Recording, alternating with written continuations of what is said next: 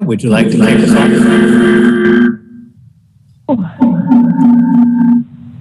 Jay.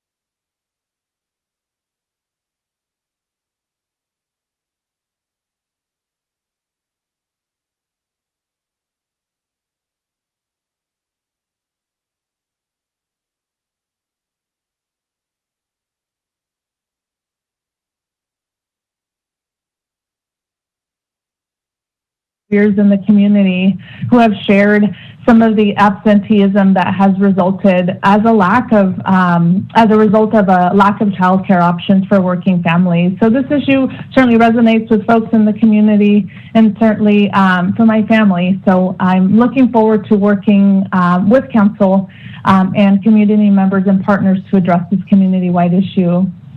I also wanted to share that I've noticed that there's a lot of folks out walking and biking, so just wanted to remind everybody to hydrate as you're out in advance of this heat, and also just remind all of us as we're driving out to be mindful of pedestrians who are walking, and just be conscientious. I know it's easy sometimes to get distracted. I know that happens to me, but I remind myself every day also to just be mindful as we're driving out there. And that'll be all, Mayor Stellar. Thank you. I'm looking forward to tonight's discussion. Thank you, Mayor Pro Tem Vega. Councilmember Landsberg. Thank you, Mr. Mayor. Good evening, everyone. Just a quick summary, Mr. Mayor. My committee assignments in the last couple of weeks included the Housing Authority's monthly meeting, as well as our weekly 150th celebration committee. The next few weeks, you'll be seeing a lot from the committee as we put out a pretty good agenda for our 150th celebration. I also had the privilege of speaking last week at the ribbon cutting ceremony for the new scoreboard at Woodland High School. I want to acknowledge the efforts of the city's Rotary clubs, who raised about $80,000 towards the new scoreboard. Also want to single out the new Rotary president, Dan Strosky, who used to be a City of Woodland employee for many years, for his individual efforts in making the scoreboard a reality. If you get a chance to go to the Woodland High School football field, you can check out the scoreboard. It not only serves as a football scoreboard, but it also serves as a soccer scoreboard, which is kind of unusual. And lastly, Mr. Mayor, yesterday I attended the Memorial Day service at the Woodland Cemetery, where our veterans who died in action were acknowledged and thanked for their service. It was a very nice and touching memorial service. Thank you. That's all I have. Thank you, Councilmember Landsberg. Councilmember Fernandez. Thank you, Mayor Stallard. I just want to quickly thank a couple of people. I had the pleasure of visiting our water pollution control facility, or the water treatment center, out on Road 102. So thank you to Craig Locke and Shane Carlson for their informative tour. I learned a lot about how the process of our sewage system works, and was very surprised and amazed at all the technology and waste that we produce. So thank you for that informational tour. Thank you also to Minnie Garcia, our code enforcement officer, who allowed me to ride along with her on May 27th, and enjoyed learning about her responsibilities. Pretty intensive amount of work for her department to try to handle some of these issues. So I appreciate the information and going out on that ride along. And as many of my council members also attended on the 27th, the lab at Ag Start. So I'll let, I'm sure Mayor Stallard elaborate on that, but it's exciting for the city of Woodland to watch that partnership between public and private collaboration. So exciting visit. And also just a quick reminder that this Friday is a National Gun Violence Awareness, and received an email from a local resident who is on the Yolo County Moms Demand Action. So just want to thank Rosemary Yoshikawa for the information and the work that they're doing. That is an issue I think that the city of Woodland is addressing with our chief CAF. It's an issue that I think the residents who live in our community may be having to endure some of these violent gun actions that are occurring in our community. So I want to thank her for the information. And June 4th is, like I said, National Gun Violence Awareness. And wear orange if you can, and post it on your Facebook page. So thank you so much for your time. Thank you, Councilmember Fernandez. Councilmember Garcia Cadena. Hi, good evening, Mayor Stallard. So I would like to thank the League of Women Voters. They hosted Councilmember Vega and Councilmember Fernandez and myself for one of their lunch forums, and it was really nice to get to hear from the other council members and interact with Pat from the League of Women Voters. They had some great questions on our plans for the future and just questions about us as council members. So that was really nice. I appreciate them putting that on. The other thing is that I want to remind people, now that the weather is nice and so many people are vaccinated and starting to gather in groups, that when you're out celebrating, if there is alcohol involved in your celebration, please make sure that you have plans for your guests to get home safely, whether that's an Uber or it's a designated driver. We want everyone to celebrate and enjoy their time together, but we need everyone to be safe. And I just would like to caution everyone. I know that people are really excited to start to get together and have parties again and see each other, but safety is really important. So please take that into consideration. That's all. Thank you. Thank you very much, Councilmember Garcia Cadena. For myself, this evening, I'd like to say that today, June 1st, is the 5th anniversary of our water treatment project with the Sacramento water that's been coming into our homes. And I think all of us have noted a big improvement over these 5 years, better tasting water, minimal intrusion on our appliances and plumbing, general improvement all the way around.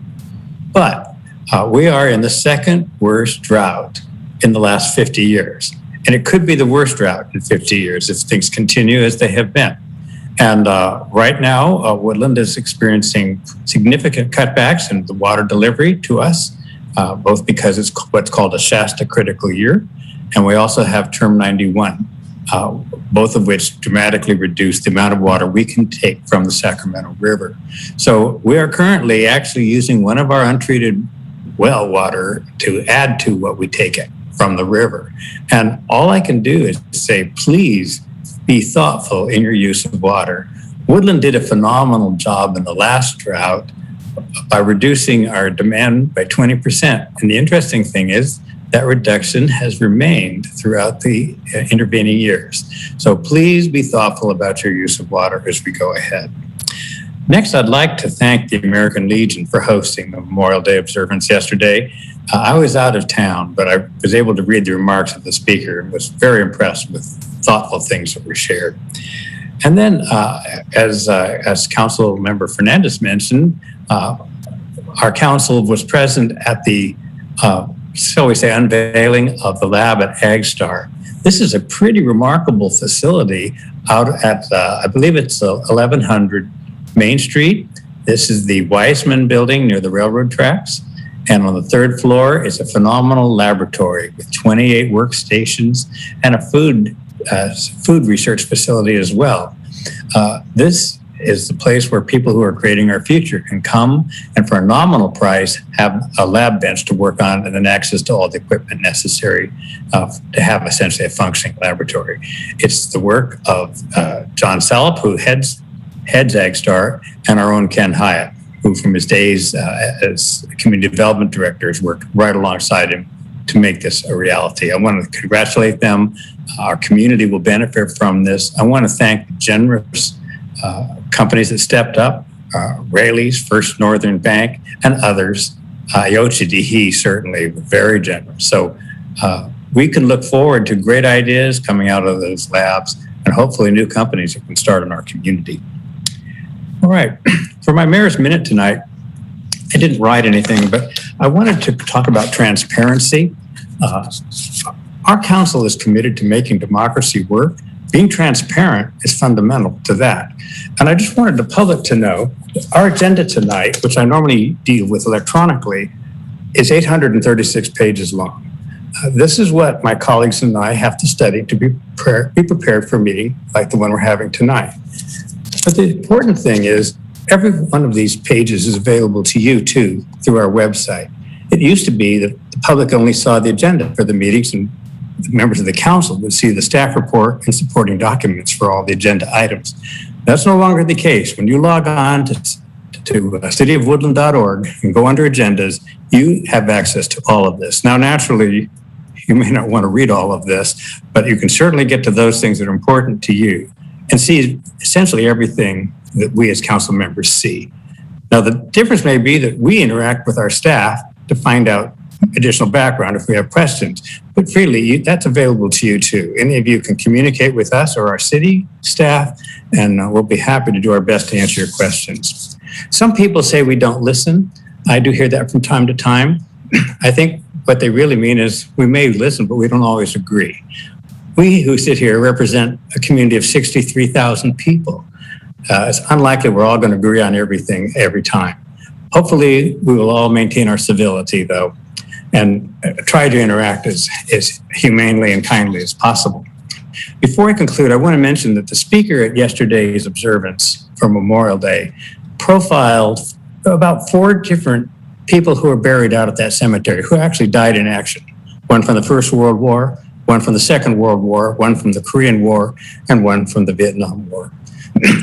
After he profiled these people who really gave the ultimate sacrifice, he asked the question, are we worthy of their sacrifice? Are we doing what we should be doing as citizens to deserve what the price that they paid for us? I think that's a pretty deep and probing question. And it isn't just for all the people in our community, it's for us here at this council too. We have a serious job to do, but we want to do it in a way that's thoughtful and kind and considerate and inclusive. So that's my Mayor's Minute. Mr. Manager? Thank you, Mayor, members of the council. Thanks for sharing good words this evening. I do have a few brief remarks, and I'll start with COVID-19 update. And again, very brief. Our case numbers continue to be very positive and stable at a low rate. So the spread of the virus continues to be less of a concern throughout the community, and again, more focused on continuing to encourage folks to pursue vaccination, which there's multiple opportunities available through both county and healthcare providers, as well as the pharmacies throughout Woodland and Yolo County. It's unlikely at this point, it looks like, that we will be able to transition to the yellow tier before the June 15th date at this point. But at this point, we're 2 weeks away from that. And we'll be focused on learning what that really means as the state provides greater clarity around informed guidance with respect to gathering and business activities, as well as our own public operations. So we'll continue to share more as we learn specifically from Cal OSHA. We understand this week we'll be releasing some guidance around workplace protections and guidance as well. So look for that later this week. Also want to let the council know that we've continued to evaluate how to celebrate 4th of July here within our community. And Pleased to report, we believe we have confirmation. We'll be sending out information later this week around the pancake breakfast celebration, which has been a beloved experience here on 4th of July. So I want to thank the firefighters for agreeing to figure out how to deliver a pancake breakfast on the morning of the 4th of July, which will also be preceding 3 concurrent parades in the community with the historic fire trucks at the Fire Museum. So those routes and that information will be forthcoming later this week. So look for that. And then Councilmember Landsberg mentioned the great work of the Woodland 150 Celebration Committee. And one of the efforts that the committee's been focused on is how we can capstone the October 16th weekend with fireworks display for the community to somewhat make up for the 4th of July. So pleased to report, we believe we have confirmation we'll be able to deliver that experience at the end of that weekend. So we'll be sending out public information on that once that's finally confirmed. So again, I wanted to give that heads up to the council and the community that we are working hard to provide those opportunities to celebrate. And then a quick look at the long-range calendar, the next meeting of June 15th. Just want to call attention to final budget adoption. So the council, their May 18th meeting, heard a presentation of the preliminary budget. We received some feedback and comments on that, so we'll be bringing back the final budget for adoption at the June 15th meeting. And then we'll also be hearing from the council subcommittee on boards and commissions on their recommendations to fill the board and commission vacancies, as well as reappointments. So that concludes my remarks at this time. Mr. Mayor. Thank you, Mr. Manager. And the Mayor Pro Tem and I are working on that boards and commissions assignments, and we will have a report in time for the agenda for the following meeting. We are now going to move to presentations. May I have a motion and a second, please, to approve the proclamation honoring Bill Marcus? Landsberg will move it. Motion by Landsberg, second by Fernandez. Thank you. Madam Clerk, call the roll, please. Thank you. Mayor Pro Tem Vega, Aye. Councilmember Fernandez, Aye. Councilmember Garcia Cadena, Aye. Councilmember Landsberg, Aye. Mayor Stallard. Aye. Thank you. Colleagues, I'm going to present this because I had the pleasure of knowing Bill for very many years here in Woodland, and his first wife, Leslie Marcus, and his widow, Maria Perea, who's with us today, and I'll invite to say a few remarks after I talk about this.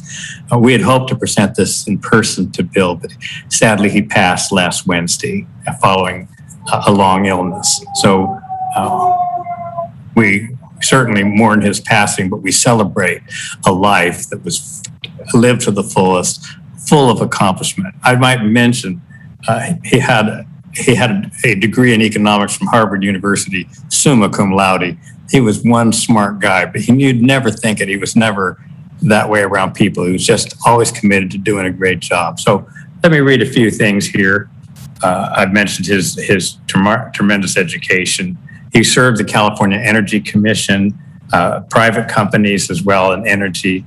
But what we really admired him for is what he did here in Woodland for all the rest of us. And a little history. When Supervisor Gary Sandy sat in this chair as mayor of the city of Woodland, he helped the residents of Leisureville buy their mobile home park. And that was great because the rents were getting astronomical for the land leases. And when you own a mobile home, it's not easy to pick it up and move it. So this gave rise to an opportunity to establish a commission to deal with the rents in all of the mobile home parks in the city that weren't getting the benefit of Leisureville's taking ownership of their own park. So we created the Manufactured Home Space Rent Control Ordinance. And that dear Bill Marcus was the founding chair of that commission and worked on it for over 20 years. Right up. In fact, I saw an email today that he sent just a few weeks ago preparing for the last meeting. And he said at the time he could not seek reappointment because of his health. But anyway, whereas the Manufactured Home Fair Practices Commission has handled a number of challenging issues during its existence that required a steady hand to guide the commission and work with city staff, understand and accurately assess the costs and revenues for the operation of manufactured home parks, ensure that the residents and owners of Woodland's manufactured home parks are respected and treated equally, and commission decisions are made consistent with the provisions of the city's manufactured home space rent control ordinance. And whereas Bill Marcus has been the steady hand since the commission's inception, and commission meetings and hearings were always marked by his ability to ask questions in a thoughtful but direct manner and listen carefully to better understand the matter under consideration. And whereas Bill Marcus' tenure on the commission has been marked by his ability to thoughtfully engage his colleagues on the commission and ensure their input is valued. Now, therefore, be it resolved that the City Council of the City of Woodland does hereby recognize and extend the sincerest appreciation and gratitude to Bill Marcus for his distinguished volunteer service to our city and the city's Manufactured Home Fair Practices Commission. And I would love to be able to share all of his academic achievements, the papers he wrote, the studies he's completed. It goes on and on and on, and I just can't do it. But Maria Pereira, this is for you. Just a little thing to remember your dear Bill and all the goodness he did for others during his time here on Earth. I invite you now to share a few thoughts if you wish. You'll need to unmute yourself, Maria. There you go. I'm very proud to accept this on behalf of Bill. I'd like to just say something that Bill is a very humble man, very warm, friendly, funny, all kinds of things, besides being very brilliant. I have only heard Bill say that he went to Harvard once in the time that we've been married, and that was when a bunch of my nieces were talking about the schools that they graduated from, and somebody asked him, and he said, that's the only time somebody's like directly asked me. And he said, I never tell people that I went to Harvard because it changes their perception of me.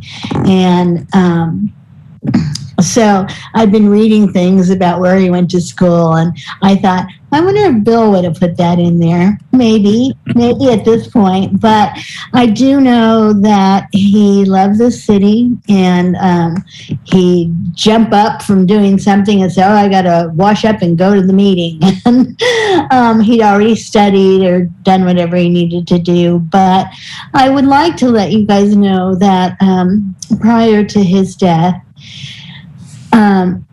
every year, two environmental agencies, CERT and TURN, one is down in LA area, have an awards banquet for two members of our community and our life that Bill received just before he died on Zoom.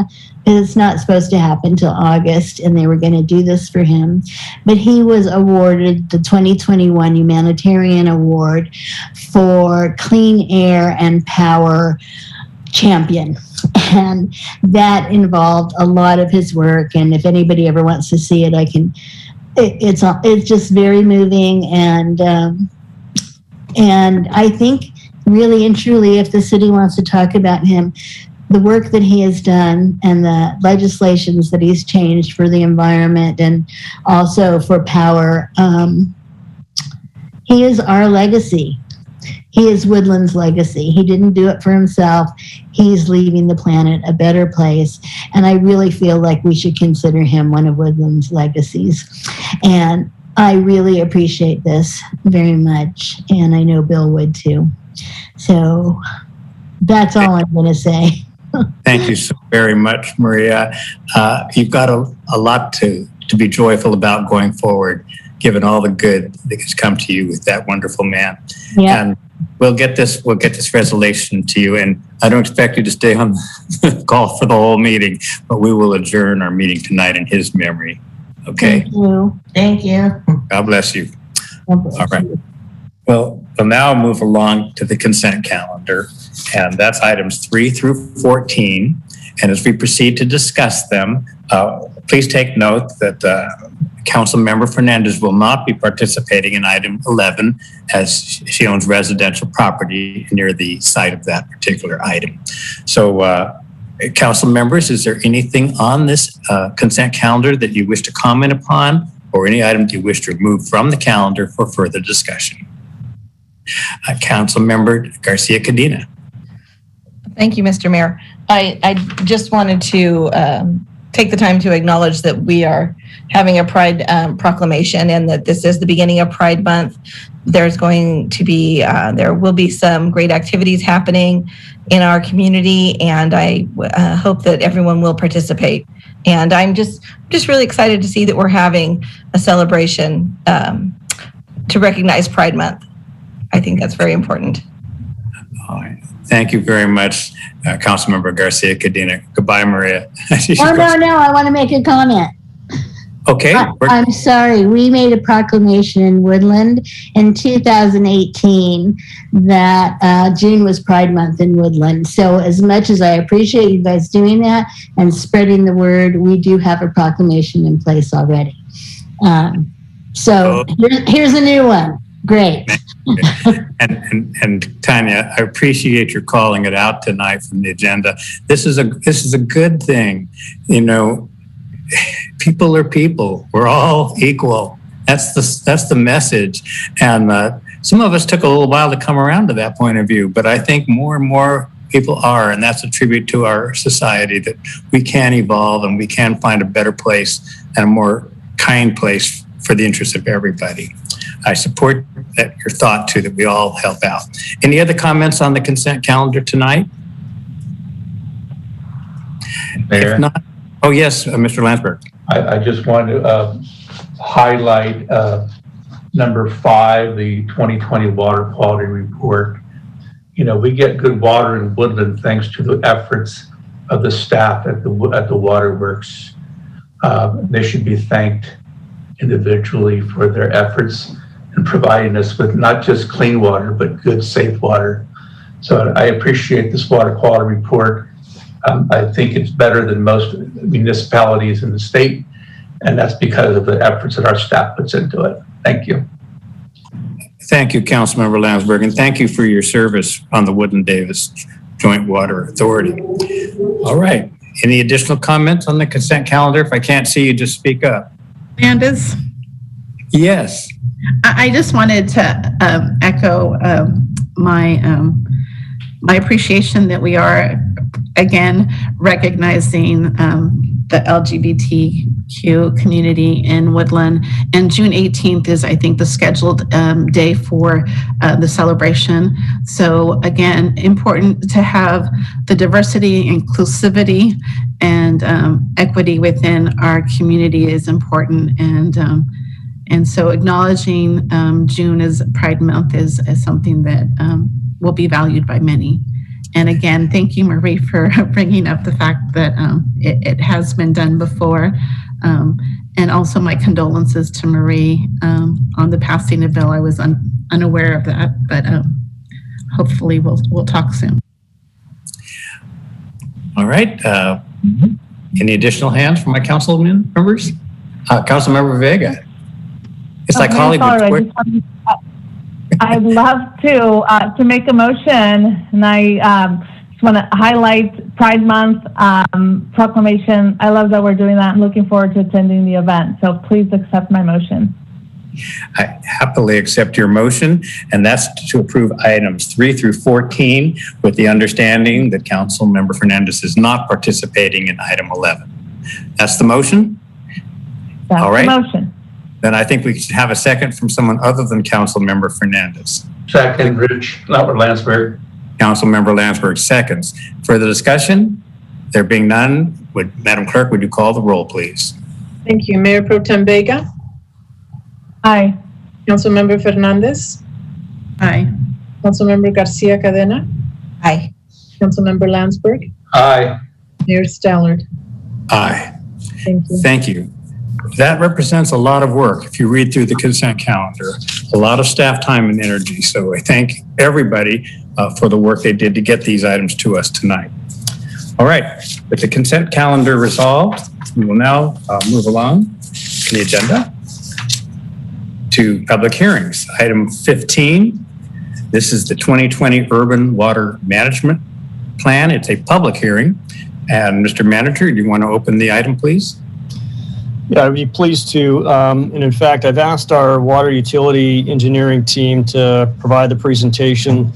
That since this item plus the one following are very closely related, we'll provide one presentation for the council and the community this evening, and then ask you to take the two actions up separately and have public hearings open and closed for each one separately before taking action.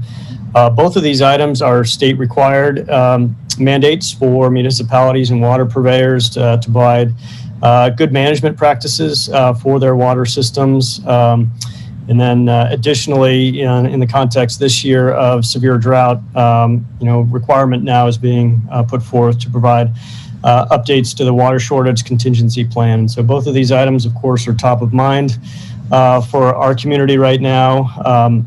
We're pleased to be in a much different position, I think, than a lot of the other communities in California due to the very thoughtful and intentional efforts of prior council members and community members that saw these days coming and knew that we needed to transition off of groundwater and onto surface water, and then take the next step even to invest in aquifer storage and recovery system. And so want to highlight those past efforts and leaders in our community that positioned us well for moments like these. So with that, I'm going to hand it over to Matt Cohen in our Utility Engineering Division, provide a council presentation on both these items, and look forward to the council discussion. Thank you, Mr. Manager. Matt? Thank you. I am Matt Cohen, an associate engineer with the Utilities Engineering Department. I'm going to go ahead and turn my camera on here because I bought a suit prior to the pandemic hitting, and I haven't had very many opportunities to wear it. But I'm going to share my screen here. We're not worth it, Matt. Well, it's like one of the only real opportunities I've had. So I dressed up, I turned my camera on. I'm going to share my screen here and provide a presentation for you.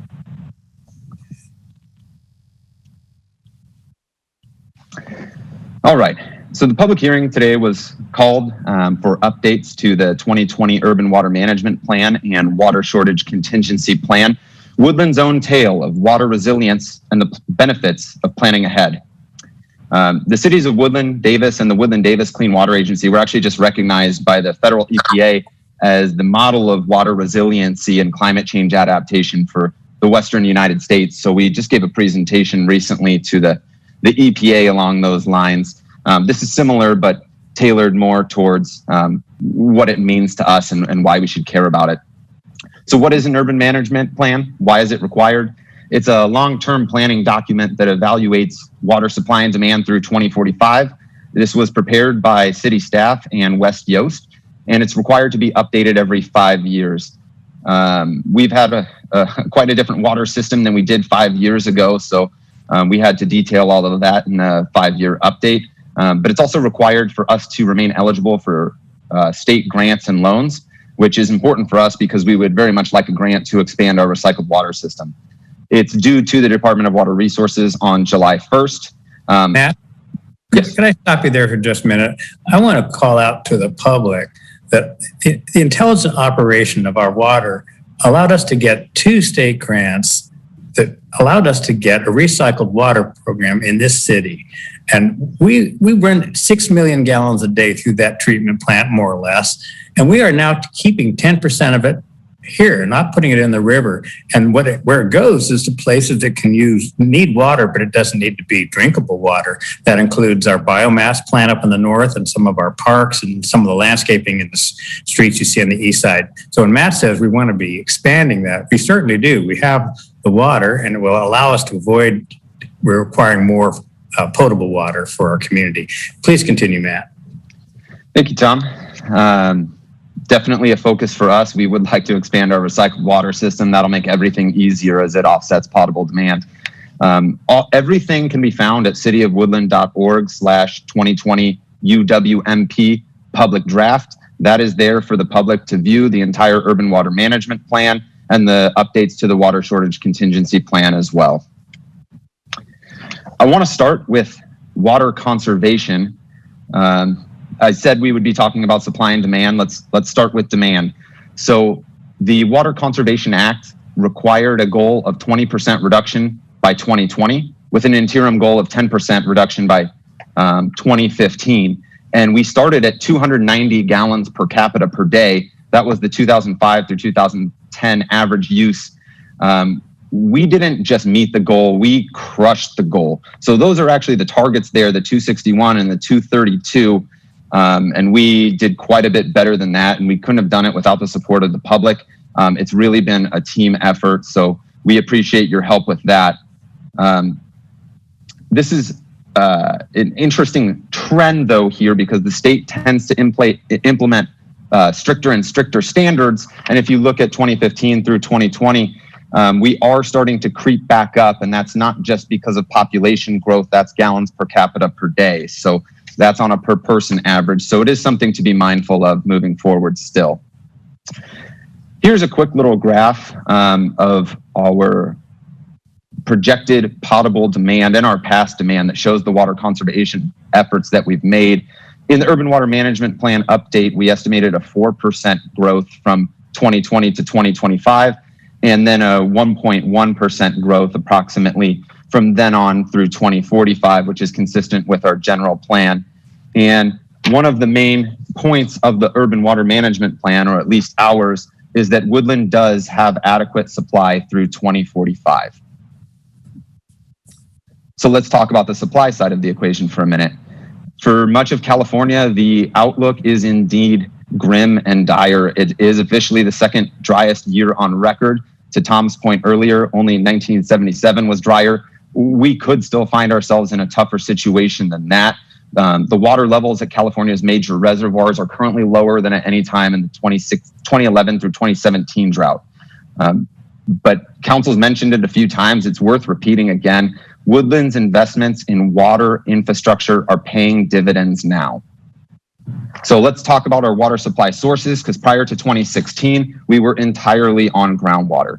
2016 saw the completion of a new surface water treatment plant. That is the primary source of water now. In 2020, it supplied almost all of the water. It does have limits, though. Term 91 and Shasta critical years are designations that affect our access to the surface water rights. So we have a tier 1 backup with our aquifer storage and recovery wells, where we've constructed essentially two-way wells. I like to think of wells as just giant straws into the aquifer, but these ones go both ways, where we can take the treated surface water from the Sacramento River and inject it underground and store it there for future use, where it maintains that surface water characteristics. But it does have a limit where we cannot exceed the amount that we're able to store. So we move into tier 2 backups with groundwater wells that we call blending wells because they're tied directly into the surface water transmission main, which means they get blended with the surface water prior to distribution, and all customers receive the same high quality water. But in the case of May 2020, the month we just had, it was roughly 80% surface water quality and 20% groundwater quality, but it gets blended prior to distribution, so customers don't notice it as much. Our tier 3 backup is just groundwater wells that are maintained throughout the city. We prefer not to use these, as they would pump groundwater just to more local neighborhoods rather than distribution to blending with surface water, but we maintain them for a true emergency situation. Matt, you might mention that we have currently, I believe, 1.5 billion gallons of treated surface water underground. So we're safe. We're salting our nuts away for winter, shall we put it that way? Exactly. I love that analogy. We're just squirrels, except the seasons are reversed. We're storing water in the wintertime and using it in the summertime. But it's also worth noting that this slide is about potable water supply only. I didn't include recycled water here, but Tom mentioned we started our own recycled water utility in 2017, and that has offset potable demand. So moving into our next slide, this is what our water supply portfolio looked like in 2020. Just to briefly describe it, the blue there is surface water from the water treatment plant. The orange there is the aquifer storage and recovery injections. So we were able to inject January through May of 2020, and then Term 91 was implemented, and that stopped our injection. and then we started pumping ASR water. So that's that gray that you see there. Yellow is groundwater, and we really didn't need to supply very much of that at all in 2020. Under ideal conditions, we would have liked to have been injecting into the ASR wells in November and December of last year, but Term 91 went through Christmas Eve, so that was a nice Christmas present for us that we were able to inject there for that slight bit of December. But that really hurt us from a water supply standpoint. It's sort of a double whammy kind of thing, because not only were we not able to inject surface water for use in 2021, but we had to pump more of it out in November and December. So that's what 2020 looked like. Here's our projection for 2021. January through April have already happened, so that's actual data. That was our projection for May, but our actual May portfolio, I put this together today, is on the right. So it was 62% water straight from the surface water treatment plant, 19% aquifer storage and recovery water, which maintain the same surface water characteristics as the water coming from the plant, and about 20% groundwater. So it'd be fair to say that roughly 80% of the water was surface water quality, whereas about 20% was groundwater. And that seems to be about what we expect moving forward is through June, July, August, September, October. For peak demand, in August, we might even have to pump a second well for groundwater, as you can see it there. So the better we can do with water conservation, the better our water quality improves. We have enough supply. We have those extra wells that we can pump. But the more we're able to conserve, the more that comes off the top of groundwater, the better the water quality for everybody in the city.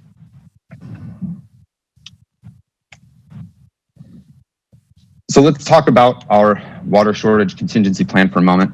Oh, the graphic didn't. Actually, I want to go back for just 1 second and say too that November and December are somewhat of a pipe dream here. That's assuming October rain, which I would love to see. And I'm hoping for an injection period there in November and December and being able to rely entirely on surface water. But that's not necessarily the case. What we're dealing with sort of is a long-term dwindling of water quality. It's very important to note that our groundwater wells maintain all federal and state drinking water regulations. So there's not too much to be concerned with pumping groundwater, and it is actually treated too. But what you might see is hardness start going up a little bit over time, but it'll be more of an acute thing in summer and drought rather than a prolonged problem. We expect water quality to remain pretty darn good and much better off than the majority of other cities that are in a much tougher situation than we are right now.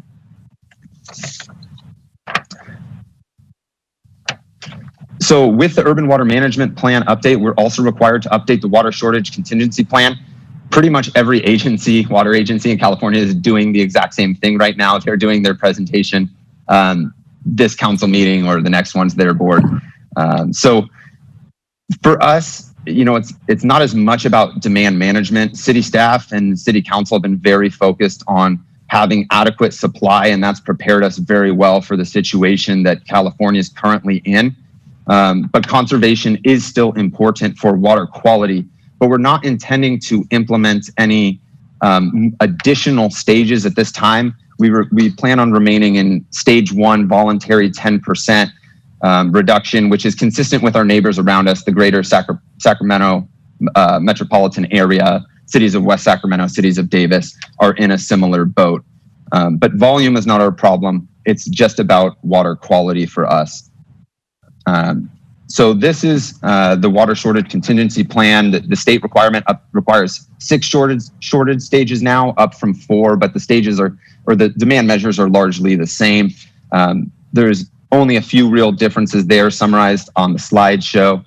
And you can, again, look at this at cityofwoodland.org /2020 UWMP public draft. It's all detailed in there.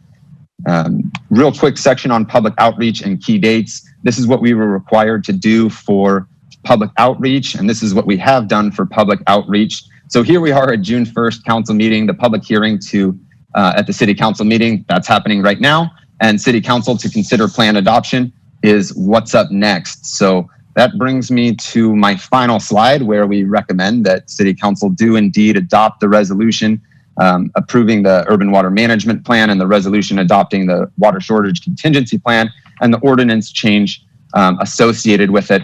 And I'd just like to make one final comment before I end the presentation.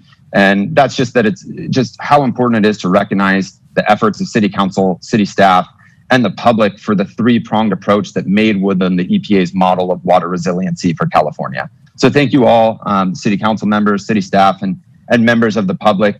We're in good shape because of the greater team effort. Well, thank you, Matt. That was a wonderful presentation.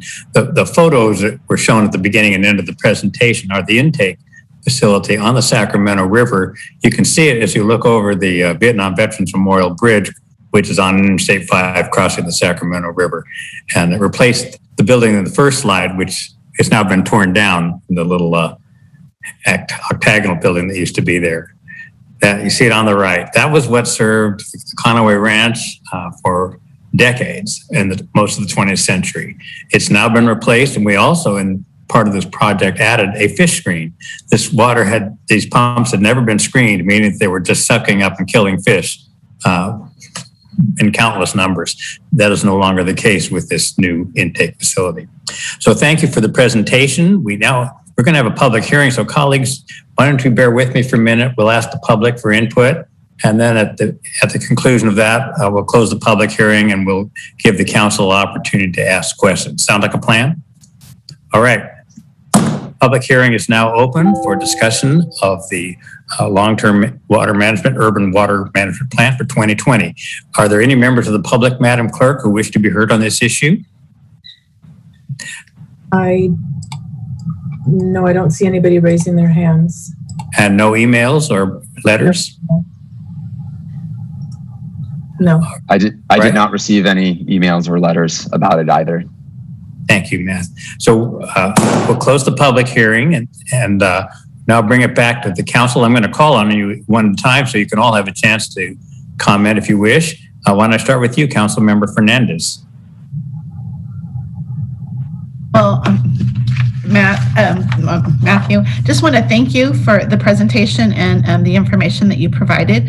And I'd like to thank our prior councils for their foresight and making plans for Woodland's future. So it looks like we're in a better situation than maybe some communities. So I want to thank our prior councils for adopting the measures that they have and getting the positive news that we read in the report. And thank you to our city manager, Ken Hyatt, for his leadership in this endeavor. Thank you, Council Member Fernandez. Council Member Garcia Cadena. Unmute. There we go. Thank you, Mayor Stallard. And I would like to echo what Councilmember Fernandez said about thanking our past council members for their planning ahead. This is really important. Water conservation, I know, is a big issue right now. I was at just a small gathering over the weekend, and people were asking, are there going to be any restrictions put on the water, on our water use, and what it will be? So this 10% voluntary is something that I'm happy to share with people, because people, I think, are starting to get a little worried. We all know that we had almost no rain this year, and people are concerned. So it's good to hear that we're in a good situation and that the planning has already taken place for us. So thank you. You know, I think also, Council Member Garcia Cadena, what Matt had to say about the fact is we can reduce the amount of demand will actually improve water quality, because we'll be bringing less groundwater into mix with the true Sacramento River water. So that's something to tell people. Our water quality is better if we use less. Right. Okay. Thank you. All right. Council Member Landsberg. And by the way, I'd like to thank him again. He sits on the Woodland Davis Clean Water Agency and helps monitor the management of our water system. Rich. And it's a pleasure to do so, Mr. Mayor. And Matt, and maybe Craig, if you want to chime in on this, I have a couple of questions. In our present system, how many millions of gallons of water, recycled water, are available for recycling? I'm not sure of the exact number at the moment, although you could email me and I'd get it for you pretty quickly. But from what I recall, it was roughly like 25% of the amount available is actually being used for recycled water. So if we're able to build out the network of pipes to distribute recycled water to more customers, the supply is already there. Otherwise, the remainder just gets discharged back to the environment. But we have the supply and we want to supply it for non-potable uses to offset the potable demand. But the issue is generally regarding funding, because recycled water should be cheaper than conventional potable water, but it costs money to build out the network of pipes. So that's where grant funding comes into play. And that's why all of this work is so important for expanding our recycled water system. And that's my follow-up question, Matt. So, for example, in San Diego, it costs them about $1.75 per 100 cubic feet. For recycled water at about $6 per 100 cubic feet, which is a pretty good ratio. What is our cost comparison for recycled water versus potable water? Technical question. Absolutely. Yeah, that's a good question. And I actually deal a lot more with million gallons and cubic feet than I do with dollars. Wish finance department was here to back me up. I know Tim Bush would know it in a second too. Okay, let's skip that question. Here's my last question, because it might be a tougher question. You know, some communities are now doing dual plumbing. And we have the opportunity to do that with new developments. What would it take for our city to require dual plumbing besides, ordinances? But what would it take for our system to begin offering dual plumbing in some of the newer developments? That's a great question. One that I'd be interested in investigating further. I'm not totally sure at the moment everything that it would take, but in my opinion, and Brent, feel free to step in here too. There's quite a bit of ability to offset landscape strips and parks before we even could start to supply residential houses. What do you think, Brent? Yeah, I could add in a few comments. I'd have to get the exact quote from Tim Bush, but my understanding is because of state law, cities, municipal providers of water cannot provide recycled water to individual homes. Kind of a funky thing in state law that I believe irrigation districts are allowed to, or some other kind of entity other than the city. So my understanding currently state law doesn't allow cities to provide recycled water to individual homeowners. I think even if we were allowed to, there are a number of other obstacles. Number one, it's not it's not the most efficient thing because you're putting in a separate pipe in the road. We have problems as a city with narrower and narrower lots, denser housing, that an additional pipe in the front of somebody's house could have other issues, such as preventing a homeowner from planting a tree in their front yard because you've already got private utilities because of PG&E, AT&T, or other cable company, plus you've got a sewer line and a water line, and then a recycled water line on top of that may put you in a place where you are limited in terms of planting a tree in certain areas of your front yard. So there's a number of just details to work through.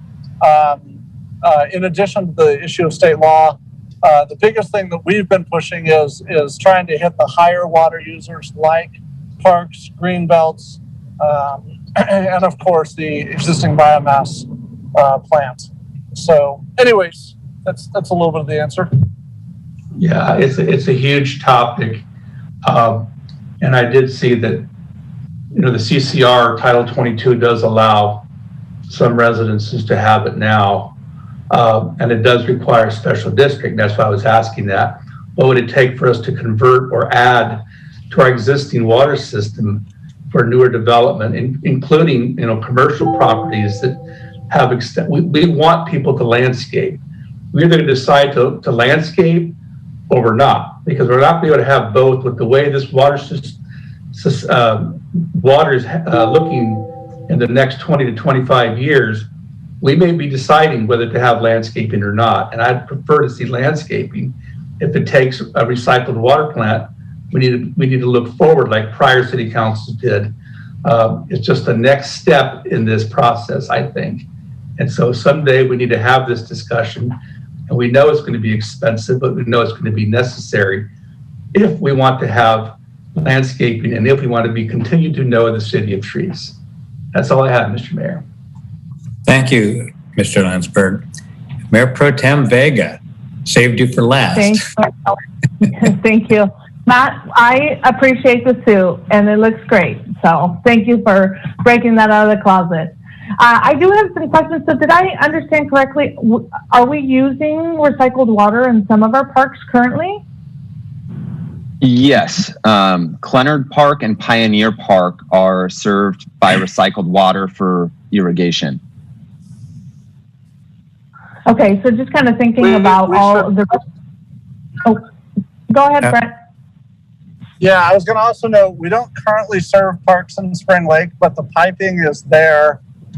Once we get our next grant that would take the line down Gibson Road, that we'd be able to connect to parks in Spring Lake. That would be Spring Lake Park, the park in Spring Lake Central, and then not Jack Slavin, but Rick Gonzalez, and some greenbelt areas in Spring Lake. Okay, I see. And for the parks, the more established parks on the other side of town, we don't have a current plan in place? No? Okay. I evaluated that actually, and it's really kind of a function of the costs it takes to extend the pipes there and then the revenue that you would generate from it. So when I looked at connecting the southwest part of the city to recycled water, the costs were very high for it. It's a lot of pipe that would have to be laid in the street.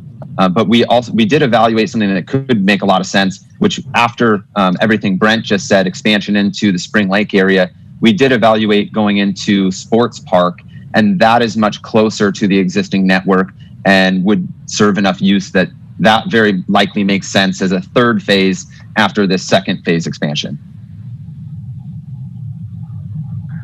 Okay, so just thank you. Just want to echo what Councilmember Landsberg said, that, I understand this is going to cost some money, but just looking out in the future, this is the right thing to do.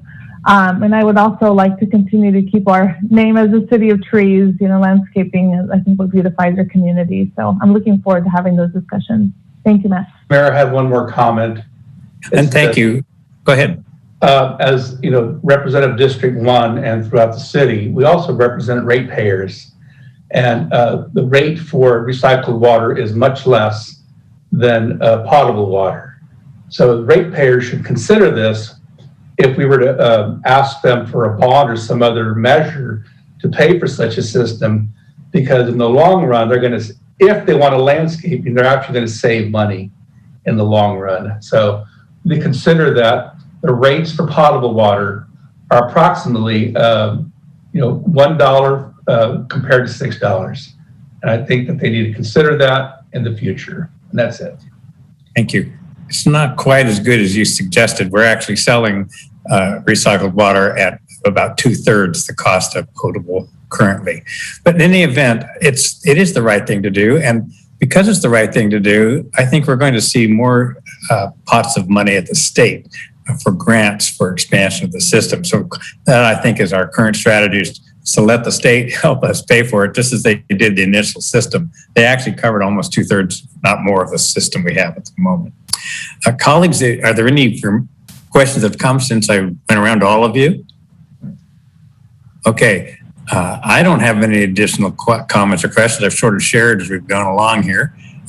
We have something we can be really proud of. I mean, it is a national award-winning model, our water system here in Woodland. And the aquifer storage and recovery isn't happening just anywhere. It's very few places. We had a delegation from Korea come to look at it and to adopt potential adoption in the entire country of South Korea. It does require that there be acceptable geology under the ground, because if you put the water in the ground, you want to be able to pull it out. If the ground is too porous, it'll just keep going somewhere else. So we're fortunate to have the option, and we exercised it. And there are also plans in that management study, if you notice, to add 2 more aquifer storage and recovery wells going forward into the future, which would be a good thing. All right. Now we've got multiple resolutions here, and I think the manager said we need to take individual votes on each one. That's correct, Mr. Manager? That is correct. Yep. Okay, would you please state the first action for which you would like a motion? Yeah, the first action before the council would be recommending the council conduct the hearing, which you did open and close, and then adopt resolution adopting the 2020 Urban Water Management Plan. Can I have a motion to that effect, please? So moved. Councilmember Garcia-Cadena. Councilmember Garcia-Cadena moves the action, and second? I'll Lansberg. second, Mayor Stallard. Okay, I'll take Councilmember Landsberg for that one. And Madam Clerk, we've had public comment. There's no further discussion. Madam Clerk, would you please call the roll on the first action? Yes, thank you. Mayor Pro Tem Vega, Aye. Councilmember Fernandez, Aye. Councilmember Garcia Cadena, Aye. Councilmember Landsberg, Aye. Mayor Stallard. Aye. Mr. Manager, would you please state the second action we are to vote on tonight? Certainly. Second action would be to adopt a resolution approving the city's water shortage contingency plan, which is Appendix 1 of the Urban Water Management Plan, and introduce and waive the first reading of an ordinance of the City Council of the City of Woodland, amending Section 1332040 of the Woodland Municipal Code related to water conservation. Is there a motion to adopt that action?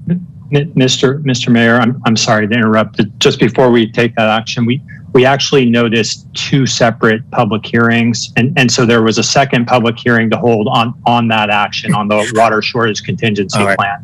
So if you could just open that and see if there's any public comment before we take that second action.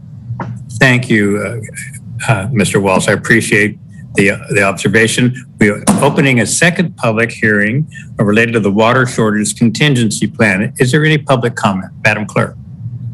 No, none.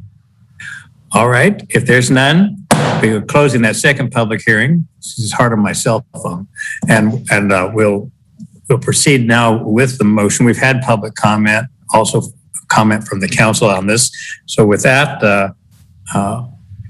Mayor Pro Tem Vega, can I take your motion for this action? Absolutely. Motion by Mayor Pro Tem Vega. Thank you. Is there a second? Lansberg. Landsberg seconds the motion. Thank you, Rich. And Madam Clerk, please call the roll for the second item as identified by the city manager. Thank you. Mayor Pro Tem Vega, Aye. thank you. Councilmember Fernandez, Aye. Councilmember Garcia Cadena, Aye.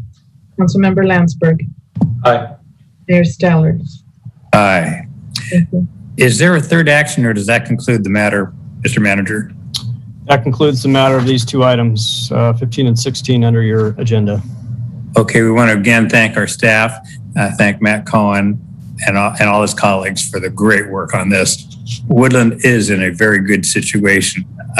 There's a lot of cities in our state that are in desperate straits. Glad we're not one of them, and wish them that they'll get their problem solved as well. So that concludes items 15 and 16 of our agenda tonight. So we now can move along to items 17 and 18, which are 2 major road construction projects. And we wanted to have an opportunity to get our public briefed on these matters as part of our council meeting tonight. So Mr. Manager, do you want to introduce item 17, the Gibson Road Improvements Project? Certainly, yeah. So these 2 items before the council, and we'll take up the first one, Gibson Road, are 2 very significant roadway segments in this community that the city has been actively pursuing funding, both outside of our local discretionary funding sources, been very successful in leveraging state grant dollars for these 2 projects. The Gibson Road project, as it will affect a significant corridor in our community, we thought prior to council taking action tonight to authorize Moving forward with a construction contract, we'd like to have our engineering team provide the council and the community an update with what the project will include, what the schedule will look like, and also summarize, again, the success we had with cobbling together funding and leveraging our local sales tax measure dollars. So with that, I'll ask Katie Warzel to walk the council through this item. Welcome, Katie.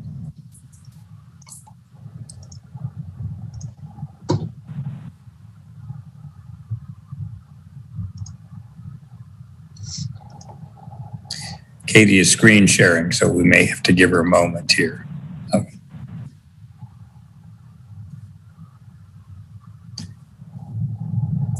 How's that? Can you hear me now? We could hear you. Excellent. Can you see my screen with the Gibson Road cover screen? We can. Councilmember Vega's saying no. Oh, okay.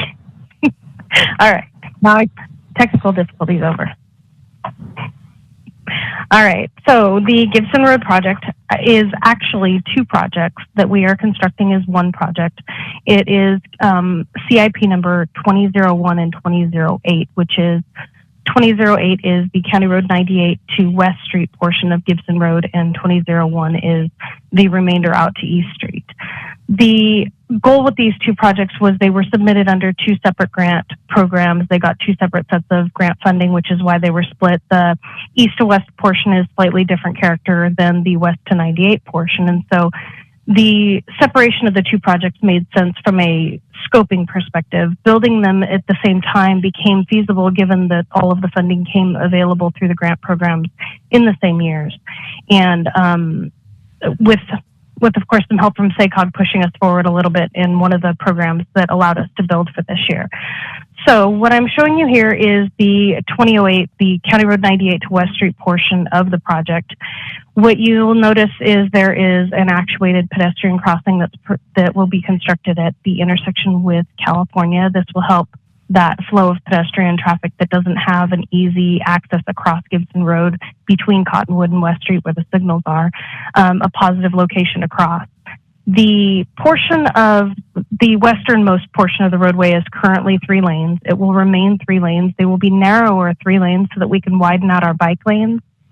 The existing portion between Cottonwood and West that is 4 lanes will be converted to a 3-lane section, what's known as a road diet. What this means is you will see a single lane in each direction with a 2-way turn lane between West Street or just west of West Street. And, oh no. Oh, there we go. Sorry, my computer blacked out on my end. So between West Street, just west of West Street and Cottonwood, we'll have a, oh goodness. Darn it. Is that happening on your end or is that just me? We're still seeing the graphic, Katie, so there's no interruption. Perfect. I'm going to pretend that I can too. Just west of West Street, we're going to have the road narrowed down to the 3-lane section. And then as we proceed into 2001, we have the existing 4-lane section remains a 4-lane section. The difference here will be that we're narrowing down the lanes so that we do provide a little bit more opportunity for the bike lanes to be slightly wider. Our goal is to widen them as much as we possibly can, but we're stuck with a fixed amount of real estate. So we don't exceed the standard by a lot, but we do gain a foot to 2 feet in some areas. Some of the areas that are currently very pinched because over time the stripes kind of, for lack of better terms, move as they get restriped. Sometimes the stripe isn't placed exactly in the same place. So the goal here is to minimize those pinch points, extend the bike lanes to the extent that we can, and provide this buffered bike area. So the other section also includes the buffered bike lane. The goal with the buffer is just to create a visual for drivers who are passing by that this is a bike area, want to raise awareness of the bicyclists. The project through here will have green bike lanes in the areas where transitions are difficult or awareness needs to be raised. One of the other major changes on this portion of the corridor is in advance of West Street when you're westbound. So just past Eunice, we will no longer have two through lanes, one that turns right and goes through. We'll have one that is solidly a through lane and one that is a dedicated right turn lane. So that's a shift. And what that does is it sets us up for that 3-lane section on the other side of West Street and allows us to not have the, what you'll see in a lot of places where you drop the lane after the intersection is somebody gets up, 2 cars are right on the limit line, and as soon as the signal goes green, they race to see who can get in front. We're trying to avoid that because that creates a negative environment for the pedestrians and the bicyclists that are out there. So in addition to all the interesting restriping we are doing, at its heart, this is a pavement rehabilitation project because Gibson Road in so many places is just falling apart. It's a little worse than we'd like it to be right now because we did have to go through and do all of our own utilities in advance of the project. We've got PG&E ramping up to go out there right now. I believe they've already started. And so they'll be out replacing some of their lines that are in conflict with our roadway. And then AT&T will follow, and then our own contractors will come out. If the project is awarded, we will have them starting hopefully by the end of June. The major scope points of the project are the road diet, the pedestrian crossing, the pavement rehabilitation, restriping of the travel lanes. But in addition to that, we are also doing all new ADA ramps where there are non-compliant ramps, sidewalk repairs where the sidewalks are significantly out of compliance, the pedestrian crossing, of course, and then some bus stop access improvements and some traffic signal modifications that will include better timing for bicyclists, better timing for pedestrians, and again, also for the vehicles so that the signals are effective for everybody and the corridor is built for everybody who's out there. Our schedule, we hope to start by the end of June, and we will be complete by the end of next December, so that's 2022. So the important thing to keep in mind is this year our goal, as we're starting later in the season, is to get through some of the flat work, the ADA ramps, the underground storm drainage work that still has yet to be done, and some of the preliminary signal work and other work that can be done this year. Then we'll go into a winter suspension, and we'll start back up as soon as the weather clears next year and do the bulk of the road work. So we'll go out and do the full reconstruction and the remainder of the traffic signal work in next summer's construction season. So this means that we will be out there for 2 more years, which as somebody who lives in the area is somewhat frustrating, but it will be an excellent product when we're all done. The traffic impacts, we expect only daytime work because the residents that are out there. There will be lane closures. We don't have the contractor on board at this time, so I can't give you precise schedule dates. I can't give you a precise traffic impacts because that will be in part their responsibility to tell us what they want to do. And what we expect them to do is something very similar to what we saw on Court Street and Main Street, where they do half of the road at a time because that's a more efficient way to get the job done. As that information is shared with us and schedules are put together, we'll start disseminating that to the residents in the area as well as the citywide. Throughout the project, we'll also have changes to the signal operation. So you'll see the signals go into flash. You'll see the signals go dark at times. We'll have intersections closed, lanes closed, all kinds of good stuff. As far as our overall budget is concerned, the primary segments of design phase, construction, management, and inspection, construction, and then, of course, a contingency for the unforeseen that we hope we won't run into, puts us between the 2 projects at just over $14 million. And that's it for this one. Do you have any questions? I'm glad you put that last slide up again, would you please? I think it's important for the public to realize the kind of money involved in a project like this. This is money we don't have within our own city, and we had to find money from multiple sources. I think I counted six primary sources of money, including federal funds to come to us through the Sacramento Area Council of Governments. And those funds come on the basis of a competitive funding program, meaning we put our application in alongside the other 22 cities and 6 counties in our region. And the money that there's usually requests for 3 times the money that we've got to award. So we've got to make sure our projects are competitive. So that's why we made this project what we call a Complete Streets project. And I'm very grateful for the success we've had. And we had to make it 2 projects because we got it over 2 funding cycles to get the SACOG portion of the money. So there's a lot of strategic maneuvering necessary to get the money we need to do these kinds of things, which is why it takes so long. And I'm saying that because citizens will remember how not so long ago how awful Main Street was on the West End. And now it's wonderful. And Court Street's wonderful. Kentucky from College to East is wonderful. But we have to take it slowly. We have to get the money to make it happen. And we're moving on to Matmore, by the way, once we got the Gibson situation in hand. Okay, I'm going to go to my colleagues for additional comment, or would you rather I take public comment first? Colleagues, you have a druther on this? Public. All right. Public. All right, we'll go to our public comment. And Madam Clerk, I know there's at least one, so please proceed. Thank you. Yes, I will read this one email that I have. Mayor and City Council members, in response to a March 11, 2021 communication from me regarding bike lane width deficiencies shown on Gibson Road Mobility Project, the City Project Manager, Ms. Ayon, on March 30th wrote, as to your concerns about the intersection no parking zones, the project does not call for substantial modification of existing parking restrictions as it is not deemed necessary. With the narrowing of the traffic lanes, the added width is reassigned to the bike lanes.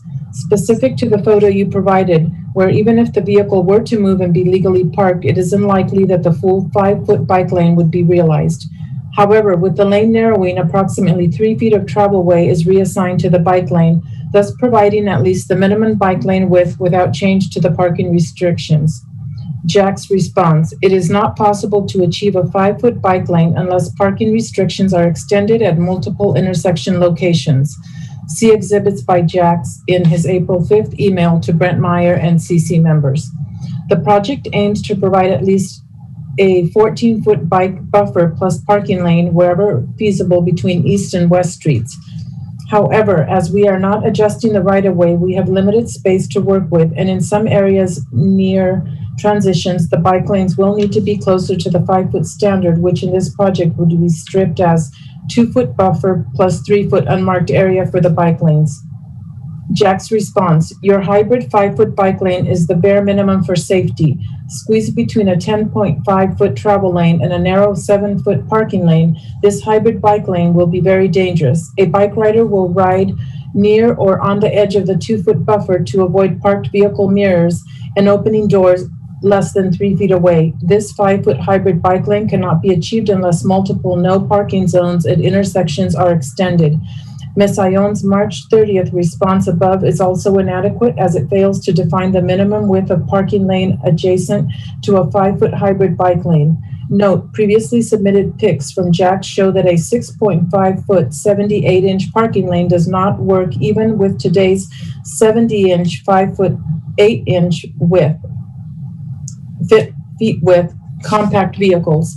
After receipt of Ayon's March 30th response, I prepared 1-inch equals 10-foot scale exhibit showing bike lane width design deficiencies at not less than 10 locations, which were sent to Ayon early April 5th. I immediately received an out of office until April 13th response.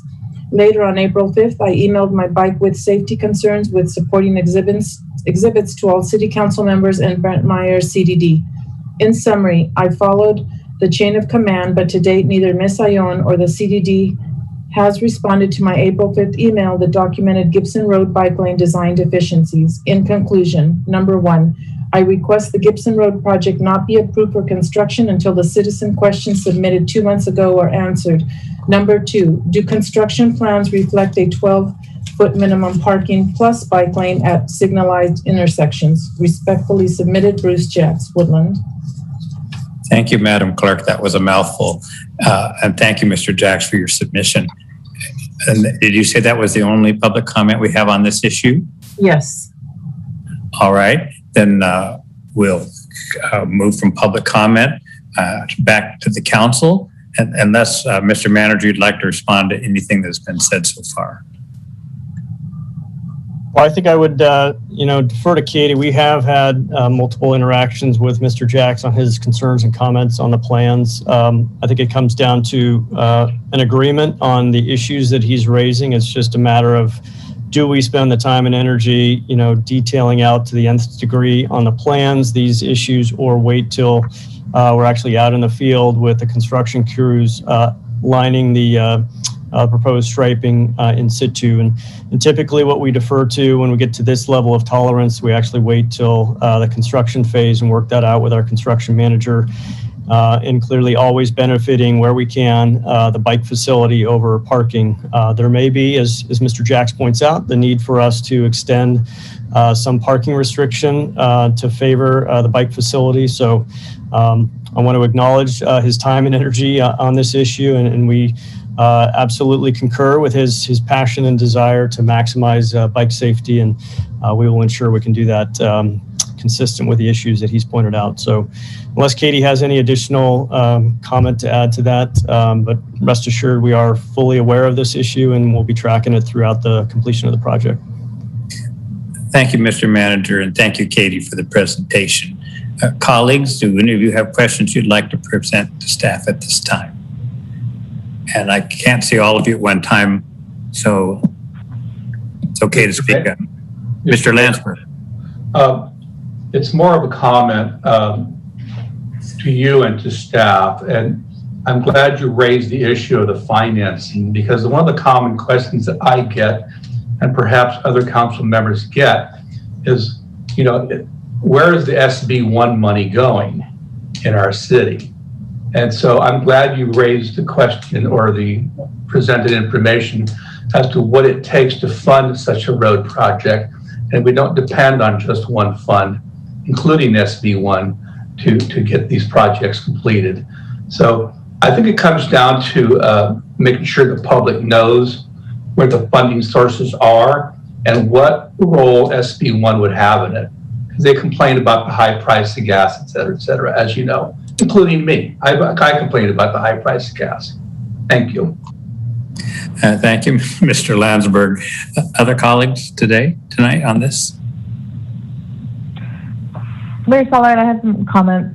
Mayor Pro Tem Vega. Thank you. So I think many of us in the community use Gibson Road on a daily basis. I know I do. My path most traveled. Just comments around the bike lane. I see a lot of cyclists out there. So I'm very much looking forward to ensuring that they have a safe way to travel within the community, and also Gibson Elementary School there, walking to and from, or even riding bikes is kind of hairy at this point. So this project is going to make that a reality. So I'm looking forward to that. And to City Manager and staff, I just really appreciate you taking the time. I have seen some of the email communication with Mr. Jacks. I think it's a blessing that we have community members that have the experience and are able to help guide us and give their feedback. So I think that's an important part. So I really appreciate that, and would like to continue to see that dialogue with our community members. So that'll be all, Mayor Steller. Thank you. Thank you, Mayor Pro Tem Vega. Councilmember Fernandez. Thank you. I just wanted to ask for clarification, Katie, on the pedestrian crosswalk at California Street.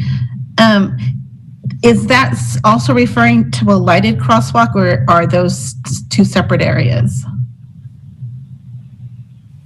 It's one and the same at California across Gibson. At that point, it'll be that narrower, the 3-lane section. And what we'll be installing is a median with a flashing light, similar to what's in front of the courthouse on Main Street. Okay. And so then the signs will have the edge lighting. And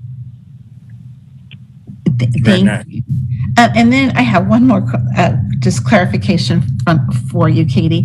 On the diagram that you demonstrated tonight, there is a 12-foot parking, correct, on the that's indicated on the diagram, and then there was a 3-foot. So what we have, there was a 3-foot bike lane, and then a 2-foot buffer. Is that correct? So what we have in the vast majority of the road project is about an 11.5-foot shared lane, if you will, plus the 2-foot buffer. So that provides almost 14 feet of bike plus parking area. So our standard in the city, our standard shared bike and parking lane. So that's where we have one stripe that is the edge of the bike lane, and the bikes share the first 4 or 5 feet of that, and then the cars park in the remainder of it. The standard for that for us is 12 feet. So we've actually gone to 13 and a half to almost 14 feet in some areas for that overall. We use the last 2 feet of it closest to travel for the buffer, and then the remainder of it is the shared lane. Does that make more sense? Yeah, I was just trying to figure out if we kind of were addressing some of the concerns in that, because it seems like it's more than necessary, or more than the minimum. Right. So technically, when you do a shared lane like this, the buffered area is considered a part of the bike lane. So when we're mandated to have a 5-foot bike lane and you put a 2-foot buffer down, you technically only need 3 feet of unstriped area. Okay. So we're providing that overall 13 and a half feet provides about 7.5 to 8 feet of parking, and the remainder of that is technically for the bicyclist. Okay. Now, because it's not striped, it's somewhat in flux as you get to the edge of the parking lane. Okay. Thank you for your clarification.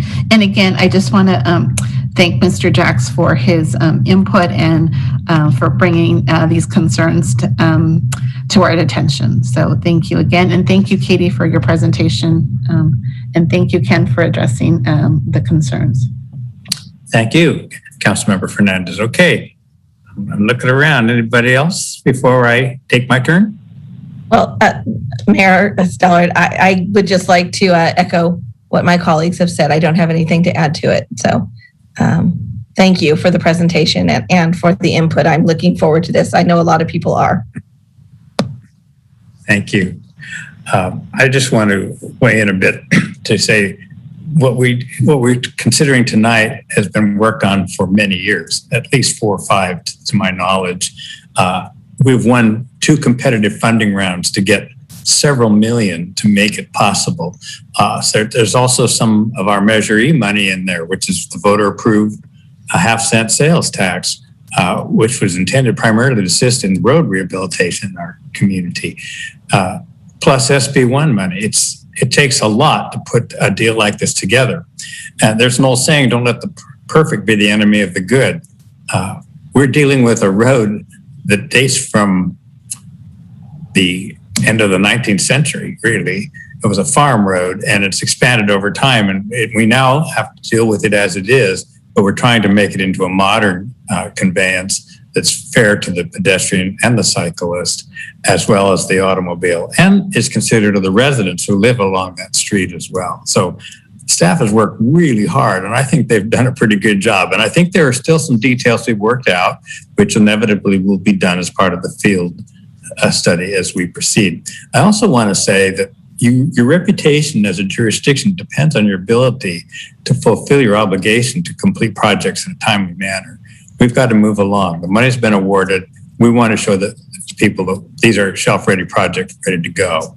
So that's my opinion why we should proceed tonight. With that, we've had public comment, we've had council comment. The action is identified on the agenda as item 17, and to approve a construction contract for the Gibson Road Bicycle Pedestrian Mobility Project, east to west.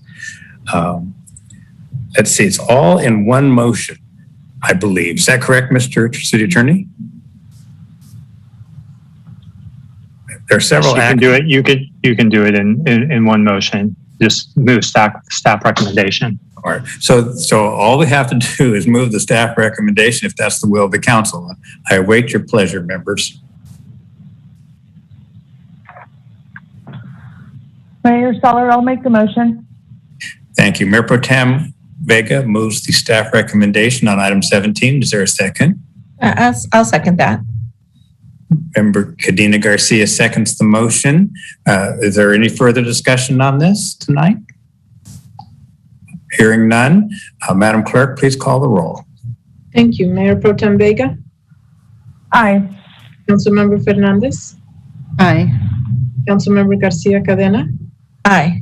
Councilmember Landsberg? Aye. Mayor Stallard? Aye. Again, Thank you to everyone. Thank you to Mr. Jacks for your critical eye on the project. I know you'll continue to look at it, as we all will, to make sure we get the best we can with the money available.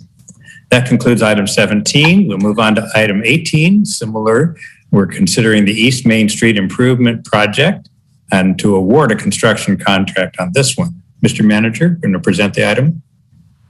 Yeah, I'll have Ms. Warzel walk the council through this item. Again, just like the Gibson Road project, this project's been one where we have, over the last 5 years, been working diligently to assemble the funding, complete design, work with Caltrans in this case, as well as the railroad to come up with the improvement design plans for this project that we look forward to bringing to fruition over the course of the next 12 to 18 months. So, Mr. Manager, you might mention for the public that this project was actually scheduled years ago and had to wait. You want to tell them why? Well, Katie could probably articulate better what the delay was due to. I think it had to do with a federal allocation of funding that was originally going to go towards the 5102 project. Instead, we got it reauthorized to go towards this project. So, Katie, I don't know if you can provide more detail on that, but it was to our benefit towards better funding in our favor. So, I only asked the question because I hope our public understands we have to be strategic in how we present and proceed with any of these projects. Katie, go ahead with your presentation. Okay. So And your screen is showing. CIP 13.0. Yay! It's not black. So the project for East Main Street actually runs from East Street to the I-5 overcrossing. And at its heart, this project started as a bikeway project. We wanted to build an off-street bike path between East Street and Pioneer, which we found out quickly as we started the process back in, probably 10 years ago, that we don't have enough right-of-way after we get past Mattmore to continue that off-street bike path. We have enough right-of-way to widen our bike lane a little bit out that way, but we don't have enough to continue that bike path at this point. So the project became a bike path between Pioneer and Mattmore that transitions into the roadway at Mattmore to allow bikes to continue on the on-street bike lane. In addition to that, we were able to add some beautification aspects to it. We will put up a decorative fence, some landscape. It'll be similar to what we have on East Street adjacent to the railroad tracks to try to screen the railroad tracks to make the experience on that bikeway a little nicer. The bikeway itself will be separated from traffic by about 5 feet of landscaping. In addition to that, we were able to add a little bit of road money to the project to expand what we were doing beyond just resurfacing the road, to go out and take care of some of those worst parts that are really falling apart. We'll have the contractor go out and dig those areas up and replace them. And then we'll resurface the entire road, which gives us the opportunity to restripe the lanes, again, narrower, which slows traffic down, widens our bike lanes out, and raises awareness of the bikes out there with the wider bike lanes. So in this project, we are not doing the buffered bike lanes. We have the standard 5 to 6 foot bike lane. Sorry, my screen went black on me again. You're still visible to us. I apologize. It's visible to you? Okay. Yeah. Well, I'm going to hope that I remember my presentation well enough. The next slide should be my scope slide, if I have control of my screen still. Darn it. Okay. Yes, we're seeing the and I scope. have my screen back. Okay. Phew. Okay. So this, as I explained, we'll be doing the microsurfacing. We'll be doing the off-street bike path, which is a 10-foot path. So it's technically considered a two-way path. So anybody who wants to ride in either direction can use that side. We'll be improving the ADA ramps through the corridor and at the transitions of this path at every one of the locations where it crosses the roadway. We'll be also including at the intersection, I'm going to go back a slide here, at the intersection where the on-ramp, where East Main meets the on-ramp to I-5, we're actually building a pedestrian raised median there to improve the crossing for that for that on-ramp, because right now it's just a wide mass of asphalt and people drive very quickly through there, which is not a great experience as a bicyclist or as a pedestrian. And so our project will improve that by narrowing that down. And that's actually done in coordination with Caltrans district office, who had an interest in doing something to improve our corridor as well. And they reached out to us and offered some funding to help above and beyond the funding that we obtained through the grant program for the bicycle improvement. Other improvements include, again, more traffic signal improvements to the bike and the pedestrian access, bus stop improvements, and the landscape and the decorative fence that I talked about. This project is a much shorter project because it's not reconstructing all of the roadway. It will start at the end of this month. Again, all of these are my assumptions based on what I believe the contractor will want to do. We don't have the contractor in hand. We don't have a schedule. We're just going off of what we put out to bid and what we would anticipate. The project is actually a 100-day contract, so we would expect it to start later this month and be complete by December of this year. I would actually expect the construction work to be complete before that, but you'll see it for completion at council again in December. The impacts to traffic out here are going to be far more significant because of the freeway-to-freeway interconnection between 113 and I-5. So we actually have a clause in the contract that says if two narrow lanes of traffic can't be maintained, then the contractor must work at night. There will be some exceptions to that, I'm sure, given work that needs to be done during the day, but primarily that's one of our biggest caveats, is that if they can't get work done while maintaining two lanes of traffic, then they can't do it during the day. And if at any point in time they are doing work that has a negative impact to the freeways, where we start seeing backup onto the freeways or significant negative backup on our streets, then we also have the right to shut them down and require them to do night work. So we'll expect a lot of day and a lot of night work. I expect most of the shoulder work, the landscaping, the sidewalk will all be able to be done during the day, but there will be some of the overnight work will include some of the paving and potentially even the microsurfacing operation. There will be lane closures, there will be intersection closures, signal operations will be a little skewed. We'll be having times where the signals won't operate as they normally do. They may not be as efficient, may not be as snappy as they normally would be, because we'll have our signal loops out of order. But that all will be fixed by the time the project is done. There'll be times where the signals are dark while we move the signal controllers, the same type of work that's happening on Gibson Road. Once again, budget. So our overall project budget for this one project is about $7.8 million. This is also a combination of measures, I believe E and F. There is some SB1 money that will go into the project and a significant amount of grant funding that will go into this project as well, most of which is SACOG awarded bicycle pedestrian improvement money. Let me see if there's anything else in the budget that I should share with you, but I think that's it. You mentioned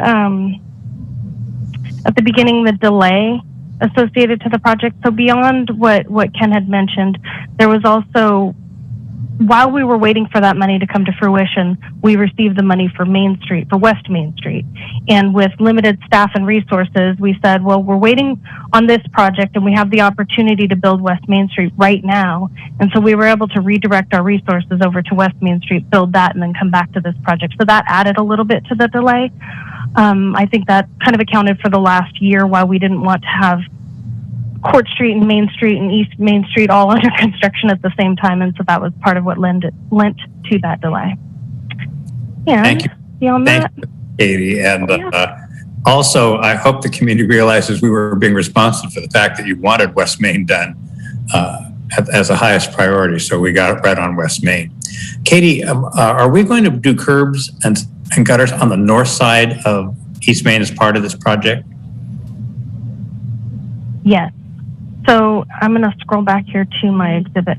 What you'll see is on the south side of the street, we have existing sidewalk, curb, and gutter. And on the north side, what we're proposing is where there is the path, we'll have a curb and gutter, then we'll have landscape, and then we'll have the pathway. The curb and gutter will be similar to what we installed up on Kentucky, where it has cutouts to allow the storm drainage into there. And then beyond Matmore, there will be a section that does include curb and gutter through the rest of the project. I believe it goes all the way to the end of the project and extends that fencing and a little bit of landscape out where we have just enough right of way to put that in to bound our edge of the roadway. Mm-hmm. Thank you. I'm going to open for public comment. If anybody wants to speak on this issue, Madam Clerk, has there been any input on this matter? No, not on this one. Okay. We'll terminate public comment in that event. And my colleagues, you have questions about the West Main Street project, East Main Street, excuse me. Councilmember Fernandez. I can tell when you have a question. I can see it in your face. Thank you. Trying to get to my unmute takes me a little bit. Exciting news for the city of Woodland. Since I live in District 4, I feel like we're the gateway to the city of Woodland. And so it sounds like this is an exciting project for the entrance from the east part of I-5 into Woodland. And it looks like it'll be a nice improvement to District 4 and to the city of Woodland. I have a couple of questions. One of them is, there's a contingency amount of 10% on this plan, but a 15% on the prior plan. Is there a reason for that? Katie? Yes. This project doesn't include as much underground work. So we're digging out small areas where we see significant failure in the asphalt. We're going to be digging the intersection at Pioneer where there's significant failures, but we're not reconstructing the entire roadway. So we would anticipate running into less unforeseen items.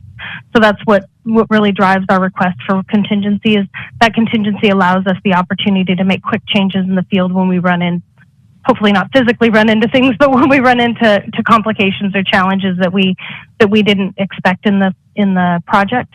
And so this project being quite a bit simpler doesn't require as much, hopefully won't require as much contingency.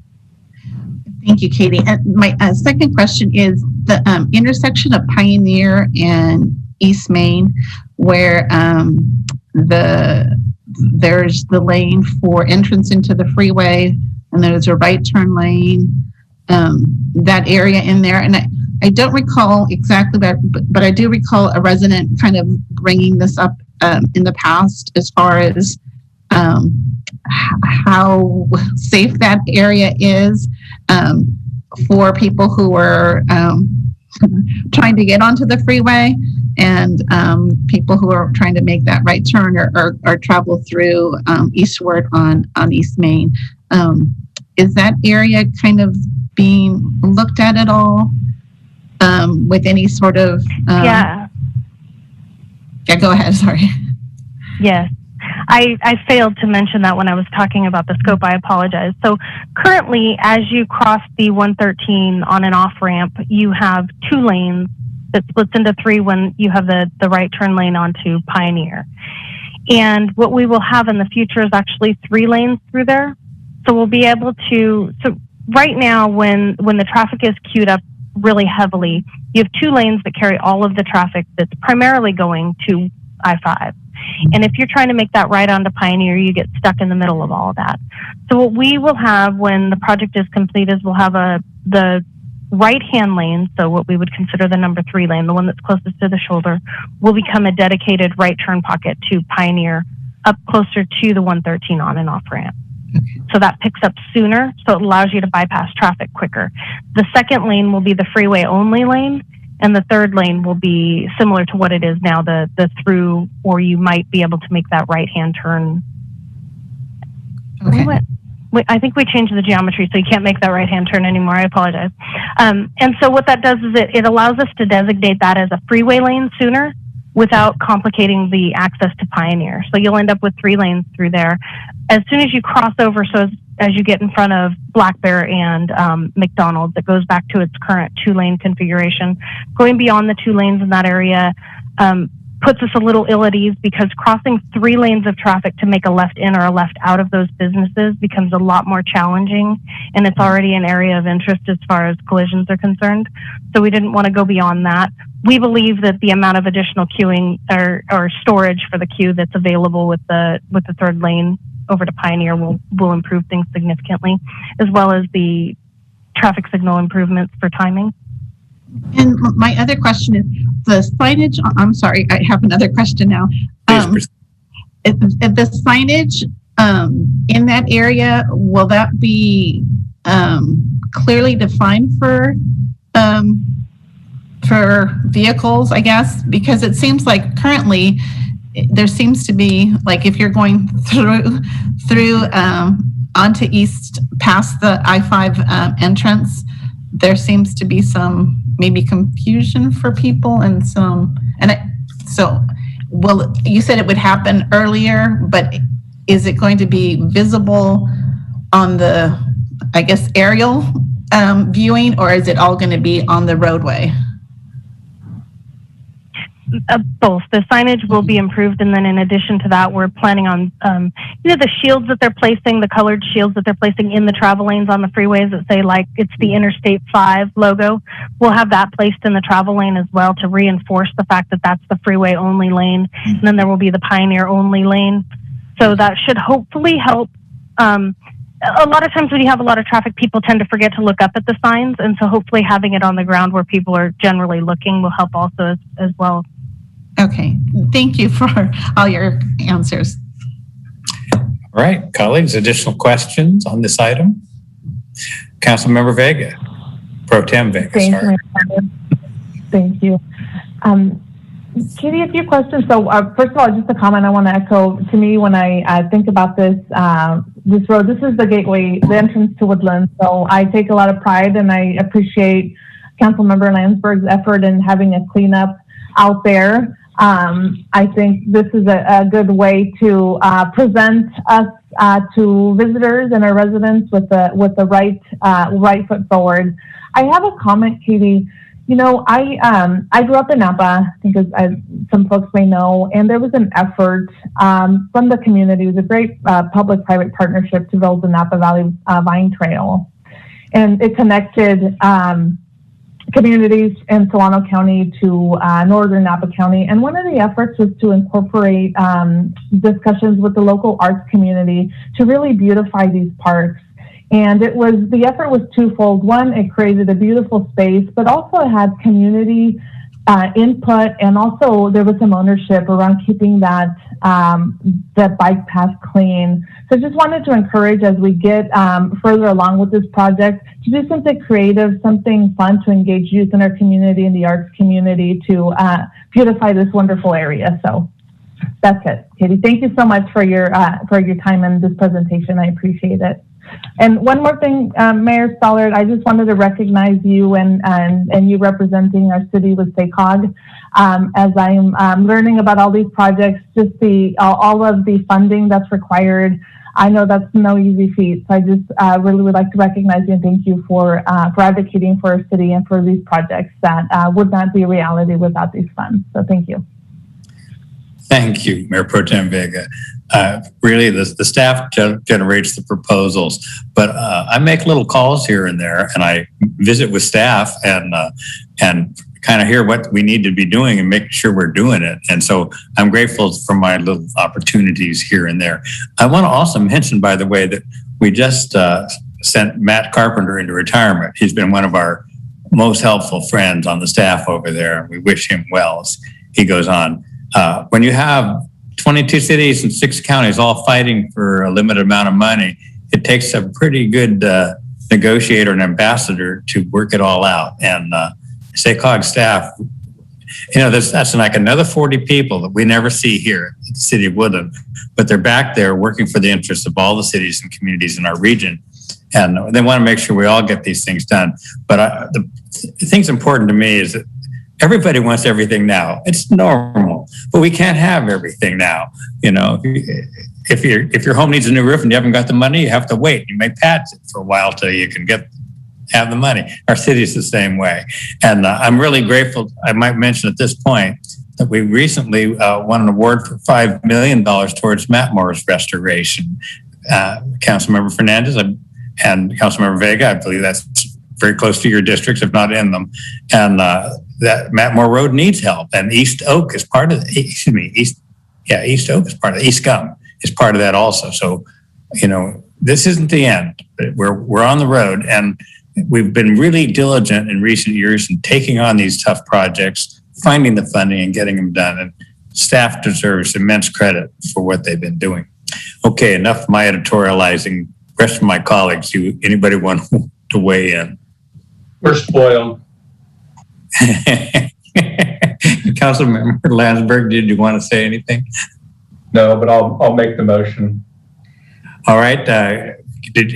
Councilmember Cadena, any comments? Actually, I do. I want to know, I'm looking at this and this looks wonderful. I'm just wondering down the line in the future with the possibility of a new hotel going in there right there on East Main. Does the city anticipate having to do more road work, maybe a little bit farther down on the other side of the I-5 off ramp, or is it adequate for the traffic that we'll be having with that new hotel going in and the fast food and whatever else is going in there? Katie, was that project considered as part of this? The land use for that area is essentially considered. The impact of the freeway to freeway connector is significantly greater than almost anything that we would have in town. And so when we keep in mind, this is not a road reconstruction, this is a resurfacing and a fixing of the most damaged portions, because at its heart, this is a bike project and not a road reconstruction project.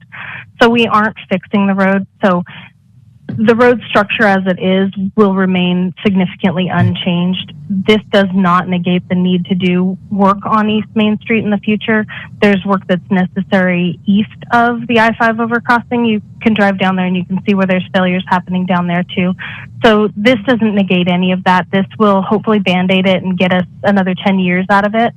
We wouldn't want to go through and rebuild East Main Street right now until we feel solidly that we know what's happening with those freeway to freeway connection traffic patterns as things change into the future. So to answer your question, yes and no.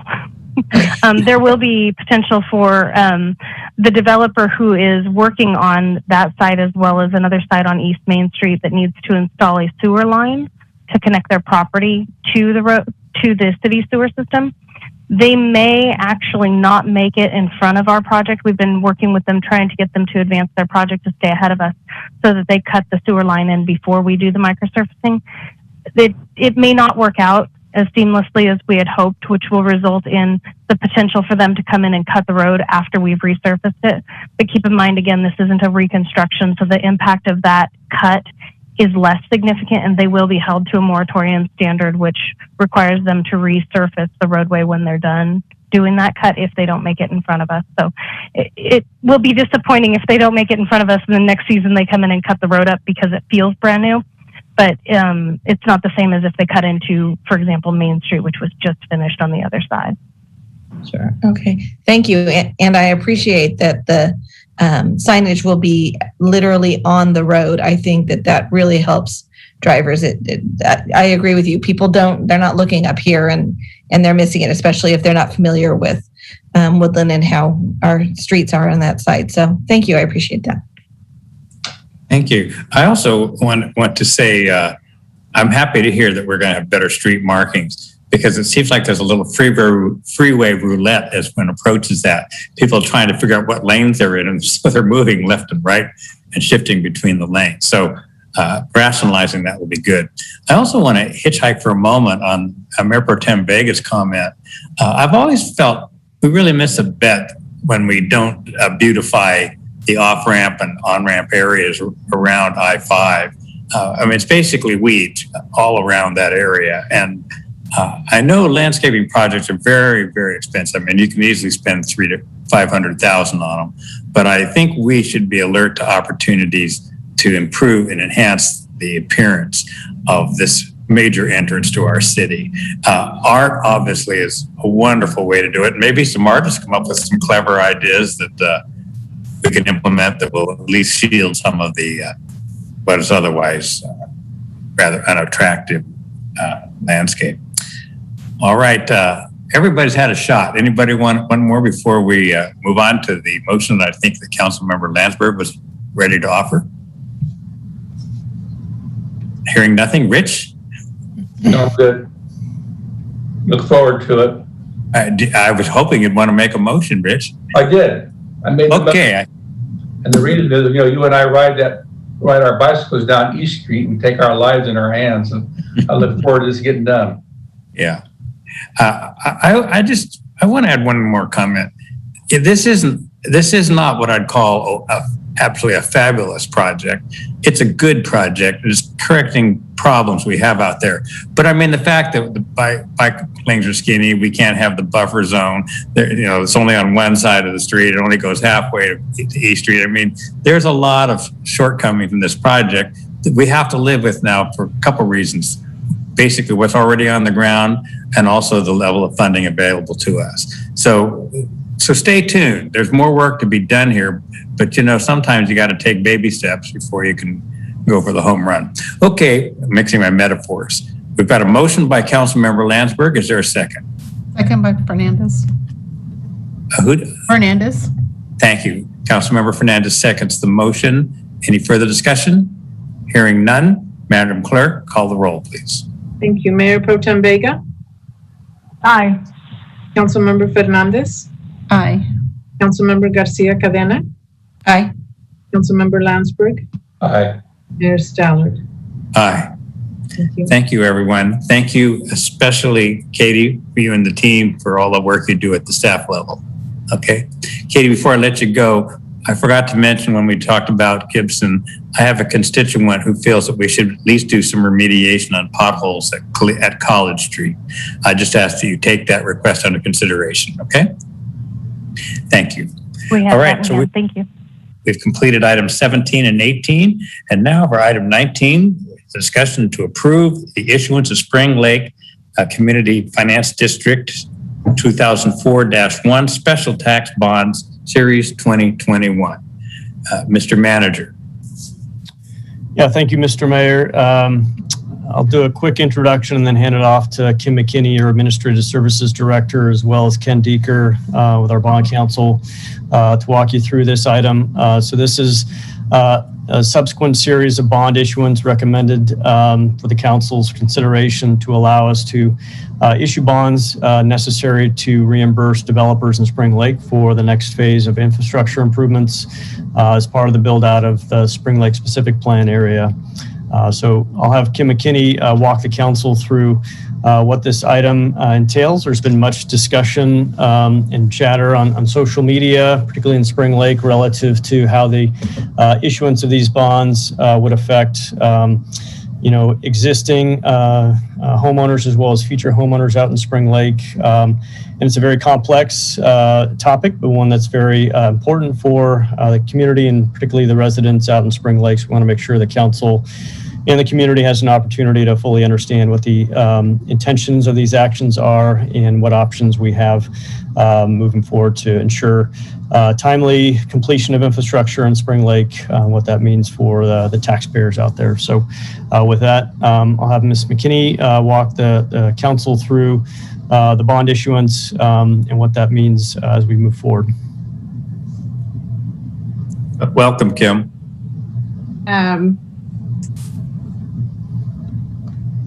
Can you hear me? We could hear you. Are you going to screen share or just? I am not going to screen share, no.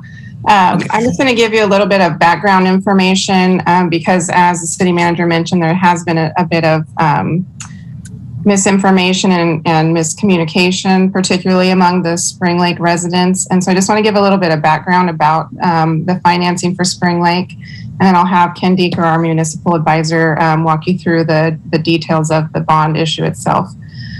So Spring Lake, the funding strategy was come up with in well, before 2004. And what that entailed was coming up with a comprehensive list of all the infrastructure projects that needed to be built to accommodate the expected growth in Spring Lake. And a financing plan was come up with that included different types of financing, including issuance of bonds, as well as fees that would be paid by developers as they built houses or prior to building houses. In order to allow the city to issue bonds, there was a Community Facilities District form, which is the CFD that we refer to a lot in here and sometimes is known as Mello-Roos. And in order to issue the bonds, there was a number of legal documents that were come up with that specified how different math calculations would be done that determined how assessments would occur out in Spring Lake. And there was a maximum amount of debt that was agreed upon that could be issued, and that's about $112 million. And it was also at the time calculated a maximum allowable assessment for the Spring Lake residents and non-residential property out there, or multifamily property, I should say. So we don't issue the entire $112 million of available debt day one, because what we want to make sure is to spread the bonds out over time so that we have cash available to build projects as we need to do them, but not overly burden anybody within the district and have them pay taxes on money that we don't need to use yet. So the expectation always has been that the bonds would be issued over time in phases, or what are called series of bonds. So we have been doing that since 2004. The timing and the structure didn't happen exactly the way that it was anticipated back in 2004 because of some of the housing market trouble and economic troubles that came up along the way. But we did issue bonds over time, and these bonds are paid back by assessments on property owners within Spring Lake. And again, those assessments are calculated, or that calculation was determined at the time the district was formed back in 2004, and we have little to no flexibility or authority to change that at this point in time. When we issue, or if we issue these bonds, which staff is recommending that we do, I just want to stress that it will not change the annual assessment that is paid by the property owners in Spring Lake. Never can the assessment go beyond the maximum allowable assessment without a vote of the property owners. And we're not suggesting that that maximum amount needs to change.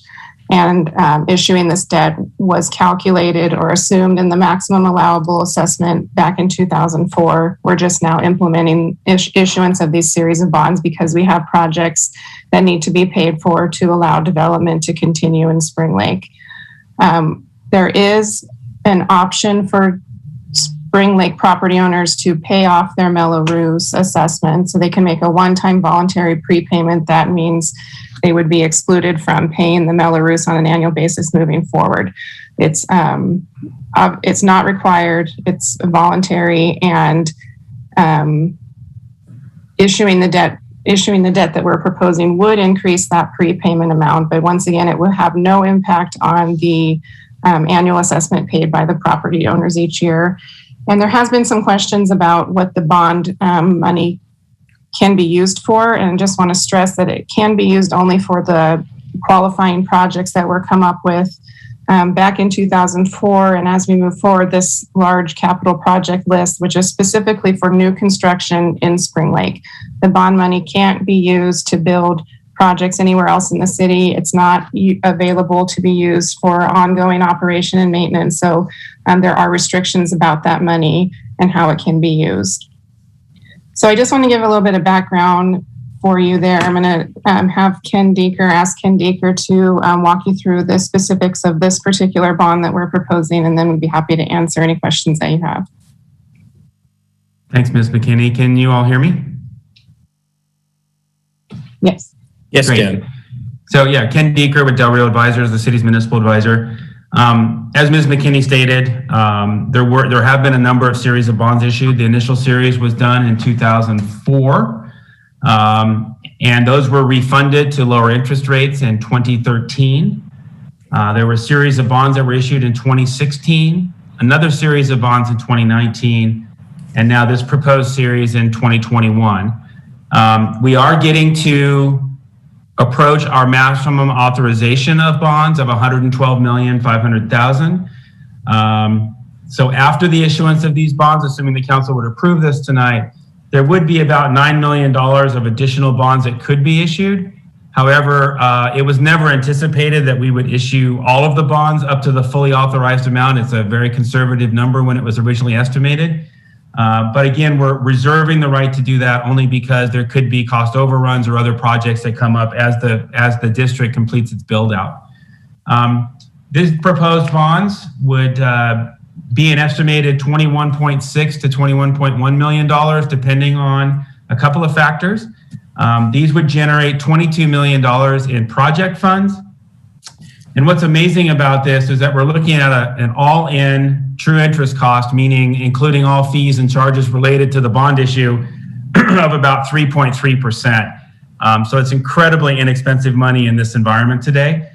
As you all know, the housing market is on fire. Houses are going like crazy, and these developers are anxious to keep moving forward while they have this window of opportunity. We do expect this could be, again, the final issuance of bonds for this series. One thing that the financing team, because we're about 85% developed, and we have a very strong value to lien, meaning the value of all the homes within the district exceeds the amount of debt outstanding by about 12 times. We do expect this bond issue could actually receive an investment grade rating from S&P. So in the staff report, I included both scenarios for a non-rated bond, which is traditional way that Mello-Roos bonds, CFD bonds are sold in the market until you get close to full development. But then you've got a very diversified tax base with all your multifamily and single family and commercial properties that are paying the special taxes over time. And that is a very strong credit, and the rating agencies will recognize that. So again, we do have a rating presentation set up with S&P. We're hoping to achieve investment grade. If we do, including the cost of the rating, which I've estimated about $25,000, that would save us about $800,000 in total debt service over the life of the bond. So clearly worth trying to pursue the rating at this point. Again, we won't know that until we get close to pricing. So before you is, I've also included in the staff report the proposed cost of issuance for all the professionals. I do want to apologize to the public for the 900 pages of the agenda item tonight, because again, I think a lot of those are the legal documents and the official statement related to this bond issue. So actually, Ken, with that, I'm happy to answer any questions. It's just 200 pages. Right. Of the I understand, but it is a significant piece of the agenda. Anyway, with that, I'm happy to answer any questions. All right. I think that's the end of the presentation from both Kim and Ken. And first of all, I'm just going to ask the clerk, is there any public input on this, please? Mayor Stallard, I do have 2 emails I'd like to read. Please proceed to read them. Thank you. This is from Tony Smith. I feel it is very unfair to charge Spring Lake residents an 11% increase. I lived in Davis. We only had an increase of 2% increase for Mello-Roos. Why does our development on the first phase of Spring Lake need to continue to have charges? The new residents should be paying for their infrastructure. Please help me understand the reason for this very high increase. Thank you, Tony. And this is Steve and Janet Collins. We are opposed to number 19 on your agenda this evening to add another bond to Spring Lake. We are retired on a fixed income and moved to Woodland 4.5 years ago from Davis. We were not advised about the Mello-Roos CFD and that it would go up 2% yearly. Adding on to this with a new bond would be horrendous. Thank you. Thank you to both of those folks who've offered their public comment tonight. Is there any Mayor, we have one more. We have one person with their hand raised. All right, one member of the public. You have 3 minutes. Please identify yourself. Proceed. Hi, yes, this is Ron Ortel. I just wanted to clarify that as far as I'm concerned, there was never any misunderstanding regarding the 2%, cap on that. So I don't know how that happened. This is about the payoff. And the reason I'm involved with this is because I found out that my payoff has gone up, as you know, from despite making these annual payments. I checked into this years ago. I didn't know it would be going up, or I would have paid it off years ago. So I don't understand why the city's even involved with this. I mean, the developers can get their own financing and charge it directly to the cost of the house. As far as I can tell, this is fine. This is existing homeowners financing, the new sewers, the new roads, stuff that doesn't serve the existing houses. And the other question I have is, since you do have more housing coming online as you're issuing these bonds, why does the total debt go up? Why isn't it a wash, basically? And the other question I would have too is, what if everyone pays this off, or half the people? Wouldn't that impact the ability to issue the bond? And what would the city do then? Because, I don't know if it's 11%. That was just from a spreadsheet. But basically, you're paying off 10% a year on the balance. That's how much the payment is to begin with. And it's rising 2%. So it's some incredible interest rate. Kimberly has already acknowledged to pay it off in basically 9 or 10 years. If that's the comparison, the annual payments are equal to the payoff in 9 or 10 years. So there's just something wrong here. This was approved by developers before anyone was in here. I don't know if the community can vote against it now or bring it up, because this is just basically hidden from homeowners. I'm just flabbergasted with this. It's a lot of money. It's tens of thousands of dollars, tens of thousands that could have been saved had homeowners paid it off years ago, and they'd be in the clear today. So I don't even know what to say. I mean, it seems like you guys are going to go forward, and we have a deadline of June 15th to do this by. So anyway, thank you. That's it. Ron, thank you for your comments and your concern. I'm going to take a little stab at this if the staff will indulge me.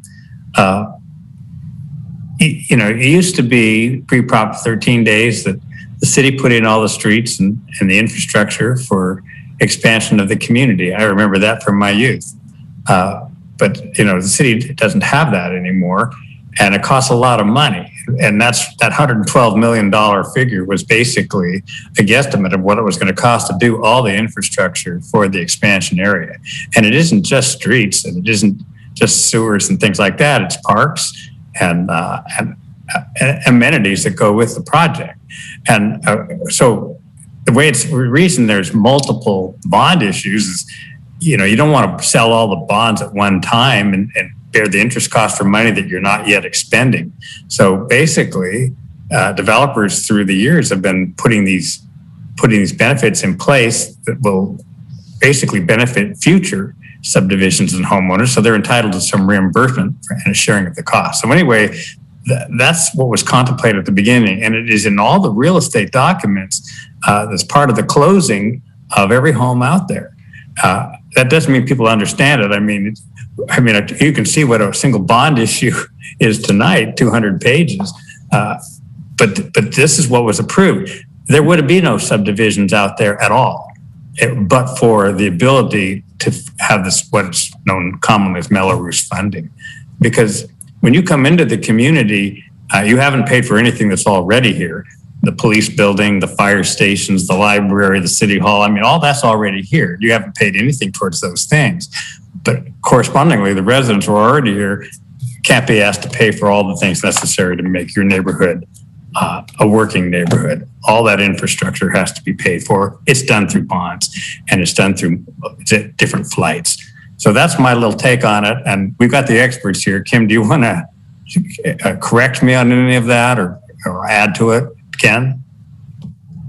No, I think that what you said is accurate, and that the $112 million number that we talked about in the large capital improvement program is for the entirety of the Spring Lake specific plan area. It's not broken down into any specific maps or neighborhoods in that area. So the people who bought in 2006 are assuming to benefit from all of the infrastructure the same as the people who are buying their houses today in Spring Lake. So yeah.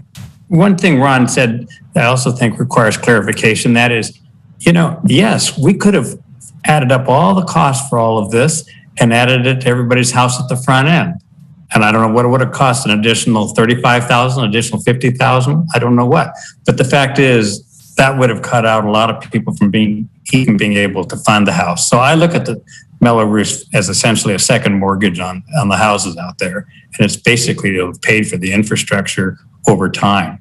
And yes, anybody from day one could ask to have it calculated for their buyout, and they have a right to do that.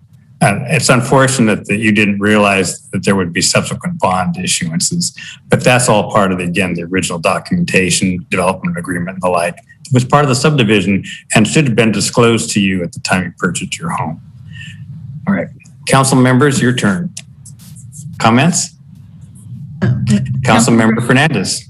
Thank you. I'm looking for some clarification. Everybody is.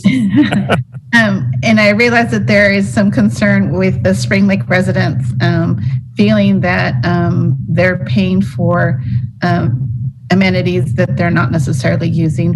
And I understand that. But my question is just for clarification.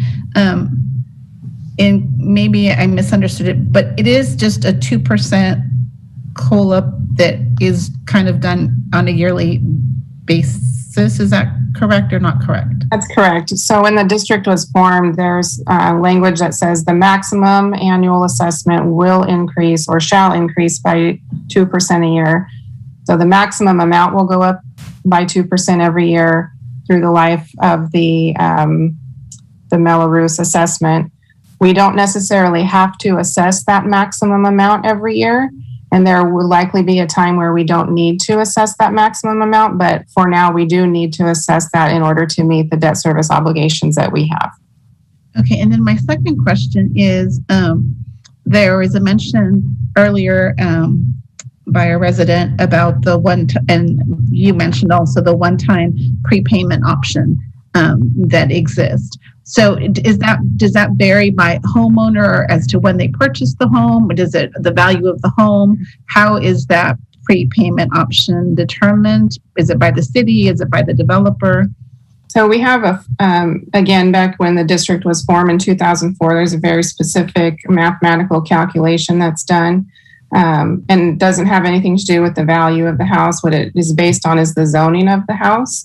And basically it's their proportionate share of the tax base or the overall debt that's been issued. So it has nothing to do with how much the house is worth or when you bought your house. So if you bought your house in 2006 and you bought your house in 2019, you'll have the same payoff calculation if you request one. Okay. And so who do residents who are looking for that one-time buyout option, who do they go to, or where is that? They contact us at the finance department, and we have a consultant that does administration of the whole community facilities district who prepares those calculations and sends them out. And what happens is if someone chooses to pay the money to us, there's 2 times per year that we can basically buy back bonds that are outstanding, which is why we have due dates, I guess, if you will. As one of the commenters mentioned, they have until June 15th right now to use a calculation that they have received, because after that point in time, we have to collect any funds that we have received as prepayments and buy back some of the bonds that are outstanding. And if you miss that cutoff, then you need to request a new calculation because they can change over time. Okay, and just let me clarify one more thing. I'm sorry. So the $112,500,000 is the initial infrastructure cost, correct? So is that what they're dividing up currently, or is that for future? If I can be clear on that, Councilmember Fernandez, this is Ken Deeker.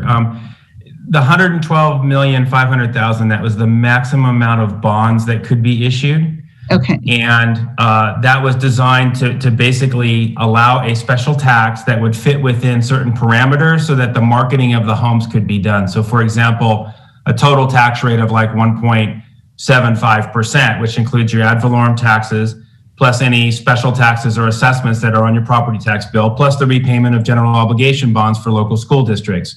So there is a cap. So that's the most bonds that could be issued based on the maximum special taxes that could be supported by Spring Lake. Okay. This did not intend to cover all of the infrastructure that Spring Lake was funding. There were millions of dollars more that were paid for through fees and other charges that allowed the rest of the infrastructure to be constructed. Just a portion of this infrastructure being supported by the bonds. Okay, so that the additional $9 million that you mentioned, would that be the additional cost? Right now, there are no identified projects for that additional $9 million, so we do not expect to be issuing that. However, because of the cost of steel and all the other stuff that's kind of a crazy environment, we wanted to make sure that we reserved the right to do that in case something like that came up and we needed to fund some additional money to finish off the projects. Okay. Kim, is that an accurate statement? That's correct. Okay, thank you for clarifying some of the information. Not sure that I understand it all completely, but I just wanted to make sure I understood those questions that I had. So thank you for your time and your explanations. I thank you too, Vicki. Those are good questions. Colleagues, additional questions? Mayor Pro Tem Vega. Mayor Sellers, thank you.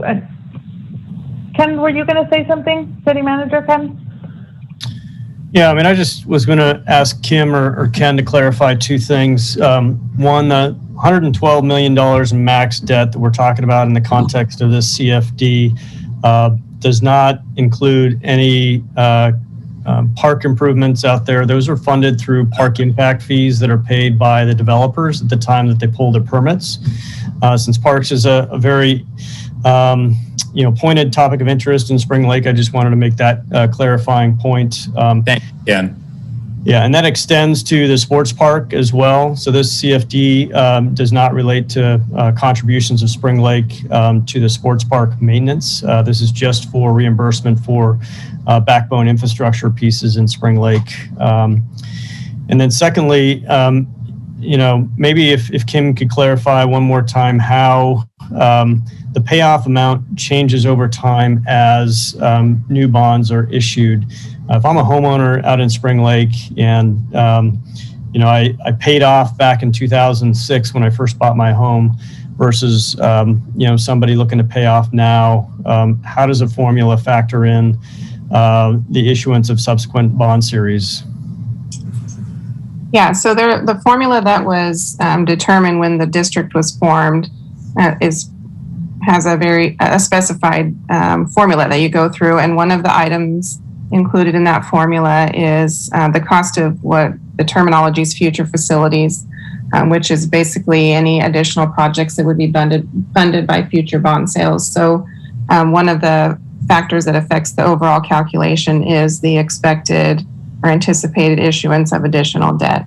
And since we are expecting the need to issue almost the rest of the maximum allowable debt, that will be a factor in all calculations moving forward after June 15th this year. So that's the reason that it has changed, is because we are going to be issuing more debt as was anticipated in the formula.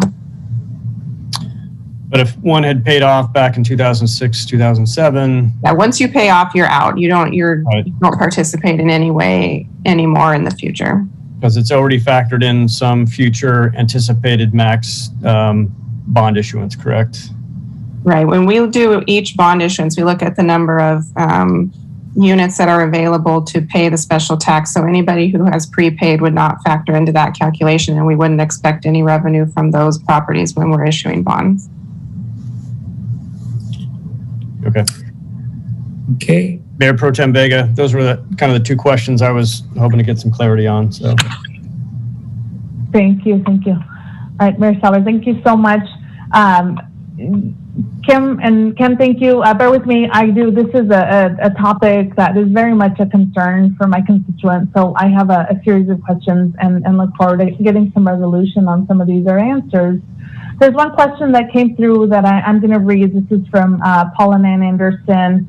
And I'm sorry, I thought I forwarded this to you for public comment. But the question is around, I'm going to read just to make sure I get this right. We would like to know if Woodland receives any grants, gasoline sales tax, or money from other sources for the roads and road repair in the Spring Lake area. Do any of these funds duplicate the intent or purpose or use of funds from the Spring Melrose Community Facilities District? How is the Spring Lake Melrose CFD reimbursed for any duplication of funding for any of these sources? So I mentioned earlier that the bond proceeds can only be used for construction of new projects that were part of the list of eligible facilities. It cannot be used for road maintenance as suggested in there. We do receive gas tax and sales tax throughout the city. And so presumably the residents of Spring Lake, pay sales tax when they buy things in the city, or pay the gas tax when they buy gas within the city as well. But we don't have any information about where that's coming from, because you don't at the pump say where you live, and so that we have no access to that information. So we do have gas tax and sales tax money available for maintenance, but that's not used for construction of brand new roads, which is what's happening with at least part of the funding from the bonds. Grants would be something that could offset the total cost of Spring Lake infrastructure. To date, we haven't received grants that would be eligible for that new construction, and so we don't have anything to offset against that. So there isn't any double counting or double spending of the money to provide an accounting of. They're different kinds of money, and I know that's hard for some folks to understand, but it's almost restricted, similar to our overall citywide development impact fees, where they're specifically for new construction triggered by development, and in this case, only in Spring Lake. So, I'm thinking about Pioneer and Gibson, that intersection that is enjoyed and traveled by many folks outside of Spring Lake. So, is the CFD, or did it pay for the construction of that intersection? On Gibson Road? Yeah, Gibson and Pioneer. I think it paid for part of that intersection. So there was a determination made about what anticipated level of improvement would need to be made to that district based on the expected development in Spring Lake, and they receive a pro rata share of the cost that's factored into the overall program. So they don't pay for 100% of it, but there's some portion of it that's included in there. Some portion of, okay. Another question and a common misunderstanding, Kim and council, that you guys may have heard is just, where's the transparency as to what is covered by the CFD, what is not, right? I think there's some folks that believe that the CFD, their contribution is paying for their immediate subdivision, and some folks, I don't think that there's clarity around what it covers. So if folks are interested in that list of projects and an accounting of where these funds are going, where can that be found? Yeah, so what the list of our overall community, CIP, that we call it, the construction improvement plan, which lists all of the projects that are in Spring Lake. We have a fee that's calculated off that. We call it the SLIF. It's the Spring Lake infrastructure fee. And there's a document that includes all of those eligible projects. I believe the SLIF is on our website, but our development services engineering team also has that document. As far as where the money was spent or what types of projects, we also, have our financial statements. There's a transparency portal on the city's website where anybody can log in and look at any city transaction over time that would, if you filter to a Spring Lake fund, or if you were to call us in finance, or that we can help you walk through that and help you find the information that you're looking for. It's not an easy topic, and it can be confusing to people. And so I would recommend someone, if they really would like to look through our financial transparency portal, ask for help figuring that out. We would be happy to help anybody.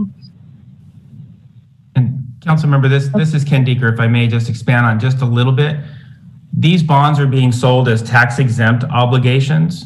And so there is a spending rule that the IRS requires, that all the bond proceeds must be spent on the eligible projects within a 3-year period, or you risk, violating SEC rules essentially, and the IRS could come after you. So there's very strict spending rules for tax exempt bond proceeds. That's why these monies cannot be spent by the city for any other purpose than what they were originally intended to. Plus, the city makes promises in the various bond documents, including the official statement as part of your package tonight, on what those projects or what those dollars will be spent on. And it's forbidden for the city to spend it for any other purpose. Thank you, Ken. I do appreciate that. Another common question that I get is that payoff amount, right? So folks are taking a payoff at a period of time, call it 10 years ago, and they're comparing it to a payoff now. So just that discrepancy in the growth, and that's where some folks have done a calculation that calculates the increase in the payoff amount and the effective interest rate, and trying to weigh that out and to making a decision that fits their family needs, right?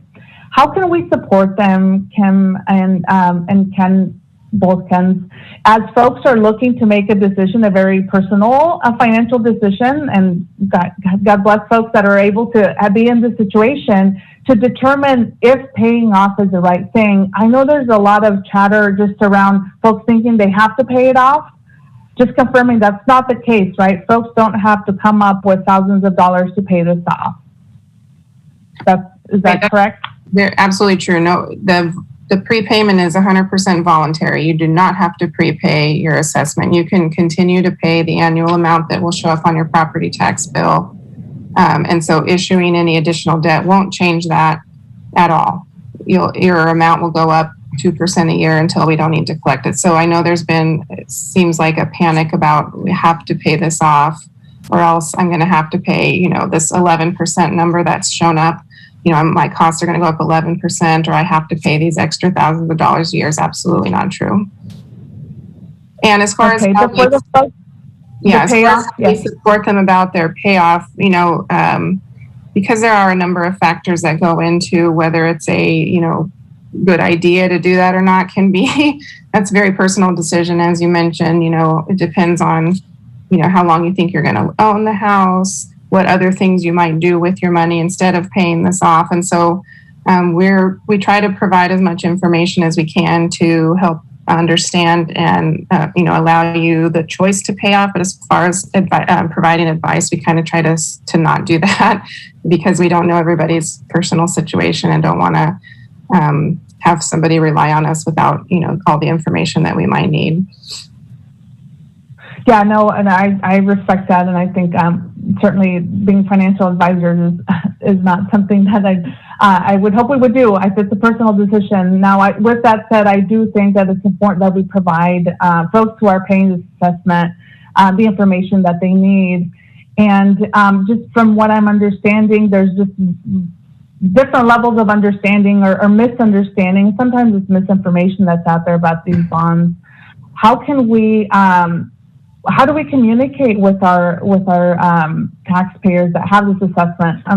Me being one of them, I had to brush this up to take a look at this, but I'm going to put myself out there. When I purchased my home, I did not read through those disclosures about the Melrose, right? It wasn't something, I was very excited about my beautiful new home. I did not look at these very closely. I do pay my bills, but how can we, Kim, understanding that folks may be not paying attention, may not have all the legalese or the ability to read into these things, how do we meet folks where they are? We have residents who are retired, who are on a fixed income, who are looking at even that 2% increase. It's going to impact somebody who's retired, who's on a fixed income. What are ways that we can provide them that information so that they can make a decision, whatever that may be? Yeah, I don't know that I have a good answer to that right now I think we're looking at ways to improve our communication. As far as the disclosures, really it's legally required for the folks who are selling the homes to provide those disclosures. And I know I've bought houses before too. I know it's a big pile of papers that you have to sign and it can be overwhelming. Once you sign them, though, those are the rules of the district and we can't change them a lot. We're happy to provide information. It's something that we've kind of trying to brainstorm with our new communications manager that can potentially help us come up with a plan to hopefully better meet the needs. We have a frequently asked questions document on the website that's specific to Spring Lake and talks about these assessments because, there is these Mellorews. There's also other assessments, as you know, out there that also trigger some questions. And so we've fielded questions over the years and kind of picked out the ones that seem to be asked a lot. And so we have this frequently asked questions document that addresses those questions. But, as people move in and out of the neighborhoods in Spring Lake, we don't have a great way of letting them know what they signed up for. So it's something that we're looking into.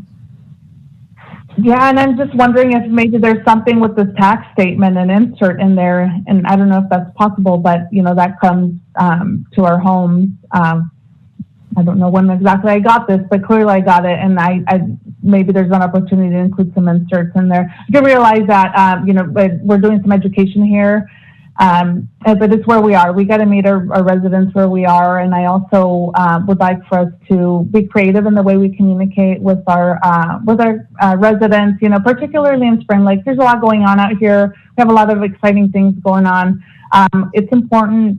Transparency. Mayor Stallard mentioned this opening the meeting, and that's something that's important. And I do.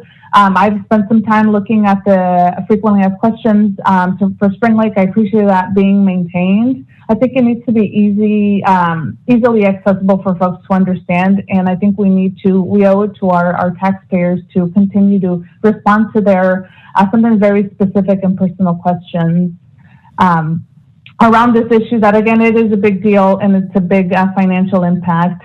Another thing, Kim, that I still get questions about is, is there really a decision to be made, or was the CFD structured in a way where these bond issuance are going to happen to meet the requirements and the agreements that we had with the folks involved in the development and the building?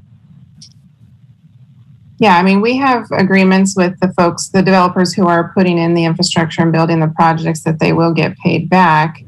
If we don't issue bonds, which we're not required to do, what happens is there is just a really long wait period for any developers to be paid back. And what option they have to be paid back then is as developers pull building permits over time and pay their fees, we have to wait and collect those fees and accumulate enough to pay back developers. So that stretches out the time for it. So to just clarify, that developers pay those fees even if we issue bonds. The bonds really provide a cash flow mechanism for those fees to allow us to have money in a quicker fashion so that we can pay folks back. So we're not required to do it, but we do have obligations to reimburse the developers who are installing infrastructure. And what we want to avoid is having folks not build the projects because they have no guarantee of being paid back. I understand. Another thing that is also something that I hear often from Spring Lake residents is, when are we going to be done? The Spring Lake development has been in the works for a long time. We have parks that need to be finished. We still have a lot of empty lots. When is this Spring Lake area going to be completed, call it checked away? So there's a lot of feedback, again, families that came in that bought into this great vision. So I hear a sense of urgency from folks who are ready for this development to be done. So, I think throwing all those things out there and just really calling on the staff. And again, I really want to thank the community members who, from the beginning of my journey of campaigning and being on city council, have educated me on their perspective and how this very sensitive issue is impacting them and their families personally. So I think I'll let my colleagues come in with other questions. Again, this is just a big issue that has been weighed heavily financially and on many folks' minds, and has been for as long as I've been around. So I appreciate being able to ask these questions and their responses, Kim. Thank you. Thank you, Mayor Pro Tem Vega. Councilmember Fernandez, did you have a subsequent question? You're muted. I think I'll wait. I think Rich may have had his. All right. We'll go to Councilmember Landsberg next then. Rich? The suggestion I was going to make, I think, was covered by Ms. McKinney, in that this information should be a breakout on our website specific to the Melrose taxes and the funds that go to beautifying their community there. We all need to pay our fair share, but my gosh, those people that live in Spring Lake live in a very beautiful community, and it does cost money to build it and maintain it. Those of us on the west side envy some of those streets and parks and green belts and the lush landscaping on your streets there. We know it costs money, and we thank you for paying for that, but it's for the betterment of the entire community, including those of us who don't enjoy it on a daily basis. But I agree with you, the transparency is a critical issue, and we have to do better to make sure that these folks understand. Somebody used the word, what they're getting into. That's a matter of disclosure. And shame on you for not reading. Shame on the realtors for not sharing it. Shame on the city for not making sure that the residents got in some kind of a written statement as to what Melrose means. So the blame goes around for the misinformation, for the misunderstanding. But we can do better than this by making sure that our website is up to date. And I tend to agree with Mayor Pro Tem Vega that something can go perhaps with our utility bill explaining a little bit more about Melrose. We often use our utility bills to convey messages. This would be a good thing to convey to those folks in the Spring Lake area who are paying these extra taxes. But I think it's time to move this project along. This Spring Lake community is for the betterment of our entire city. All 60,000+ residents enjoy the benefits of what we all do in our community, whether we live on the east side or the west side, south side or the north side. We have everybody's interest in mind. Thank you, Councilmember Landsberg. Any other council member wish to speak up? I'm looking around. Councilmember Fernandez, I'll take my question, if you don't mind, Mayor Stallard. Please proceed. Just want to clarify, for my own sake, were residents notified that they had a set amount that they needed to pay, or that there was that prepayment option? I'm not sure where the disconnect. Thank you. The disconnect is, it's, was there something they received that says, as of June 15th, you pay X amount, or you make, there's an increase of X amount? I'm not sure where the miscommunication, I guess, occurred. They're receiving something annually, or are they receiving something biannually, monthly? I'm not, maybe. It comes on their tax bill, Vicki. Okay, so it's just yearly? Yeah. So you pay twice a year as an increment of your taxes to the County of Yolo, and then it's sent to the bondholders. Okay. There is a document provided as a legal disclosure when you buy your house about the different assessment districts that you might be in. So the disclosure includes the Melrose on there and at the maximum allowable amount, the lighting and landscape districts, the main and CFD, any other districts that you are paying into as a property owner of that particular parcel is disclosed to you at the time that you buy your house. And then you do get your property tax bill every year, but it is legally required to be disclosed at the time the house is purchased. At the time of purchase. And then just for clarification, is there a set term? I'm assuming, is that the concern, that the time frame keeps extending for? No. So yeah. Go ahead, Kim. Oh yeah, I was gonna say that there is an end date to the Melrose. So right now through the annual special tax can be assessed through 2050. If we don't need to assess it that long, we won't assess it that long. And if we can do something less than the maximum, we will. But we have the authority to assess the Melrose through 2050, and then it's done, because any and all bonds that we have issued need to have been paid off essentially by that point because we won't have any annual revenues. If you look at attachment A, or the first attachment behind the staff report, I included a couple of cash flows there.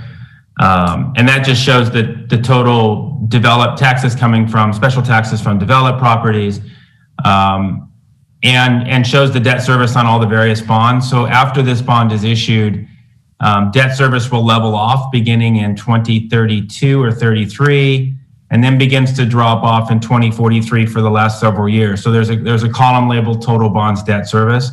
And that's included so you could see that we will not have to charge the maximum tax on these property owners at 2% growth for the remainder of the term. It's just we have to charge enough to pay the debt service on the outstanding bonds, and annual administration fees for the district. So again, as Kim stated, it's the maximum tax that goes up by 2% per year, but as development continues and you're getting close to full build out here, there will become a point where you will no longer be charging the maximum, and those taxes will level off and ultimately drop off as bonds are paid down. Okay.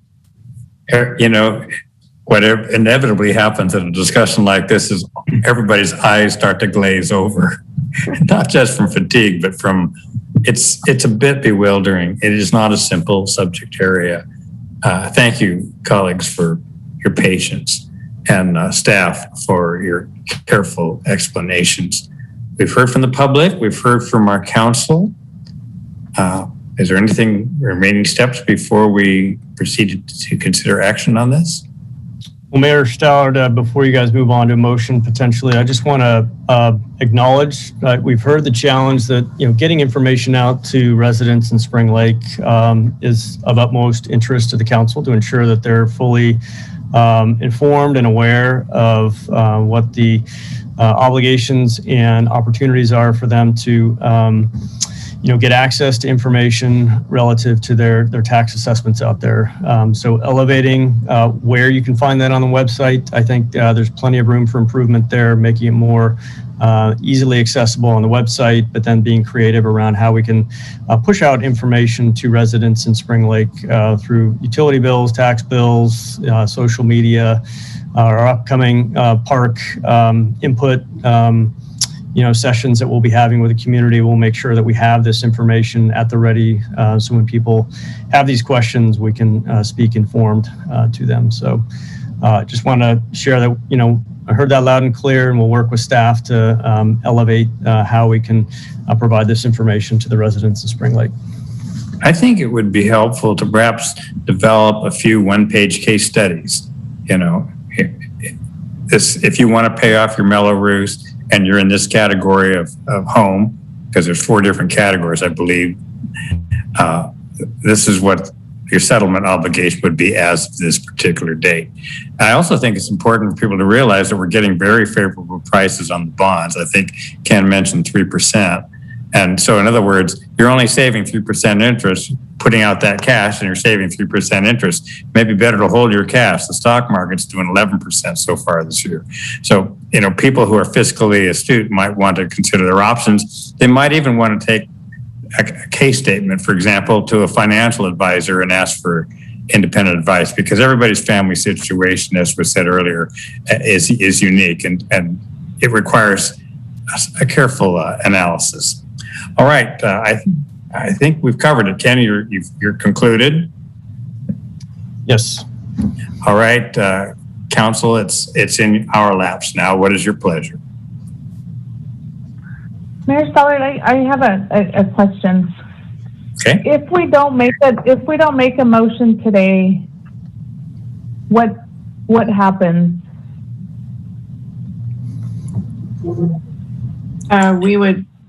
We wouldn't issue the bonds. Obviously, we need council approval to do that. And so if there was no action today, I guess we would look for some further direction about whether you're uninterested in issuing any additional debt at all, or if you request a delay or some additional time, and then we would move back the additional financing or the rest of the financing schedule.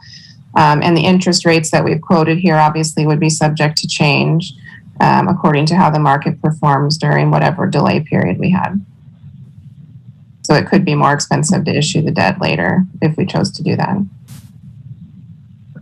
Okay, and the June 15th date, Kim, so is that the cutoff for the month, or tell me a little clarity on that date? The June 15th date is unrelated to the sale of these bonds. I think I mentioned earlier that when folks request prepayment calculations, we have 2 times per year that we can buy back bonds. And so the June 15th deadline is one of the deadlines that we have in order to complete the buyback. And then it would happen again in December. Okay, thank you. Mayor Stallard, thank you for letting me ask those questions. I'd like to make a motion to move forward. Landsberg will second. Thank you. We have a motion by the Mayor Pro Tem and seconded by Council Member Landsberg to proceed with the staff recommendation as presented to us in item 19. Is there further discussion? Hearing none. Madam Clerk, would you call the roll, please? Thank you. Mayor Pro Tem Vega, Aye. Councilmember Fernandez, Aye. Councilmember Garcia Cadena, Aye. Councilmember Landsberg, Aye. Mayor Stallard. Aye. Thank you. Okay, thank you everyone on this. It was a tough discussion, complicated subject, but I think we had an essential conversation. I appreciate everybody's patience. All right, that allows us to move on. We have two items remaining. It's 5 minutes to 9. Can I have a motion to extend the meeting by 20 minutes? Motion to extend the meeting by 15 minutes. Oh, how about, do we all want a 5-minute break and then start at 9 on the left? No break?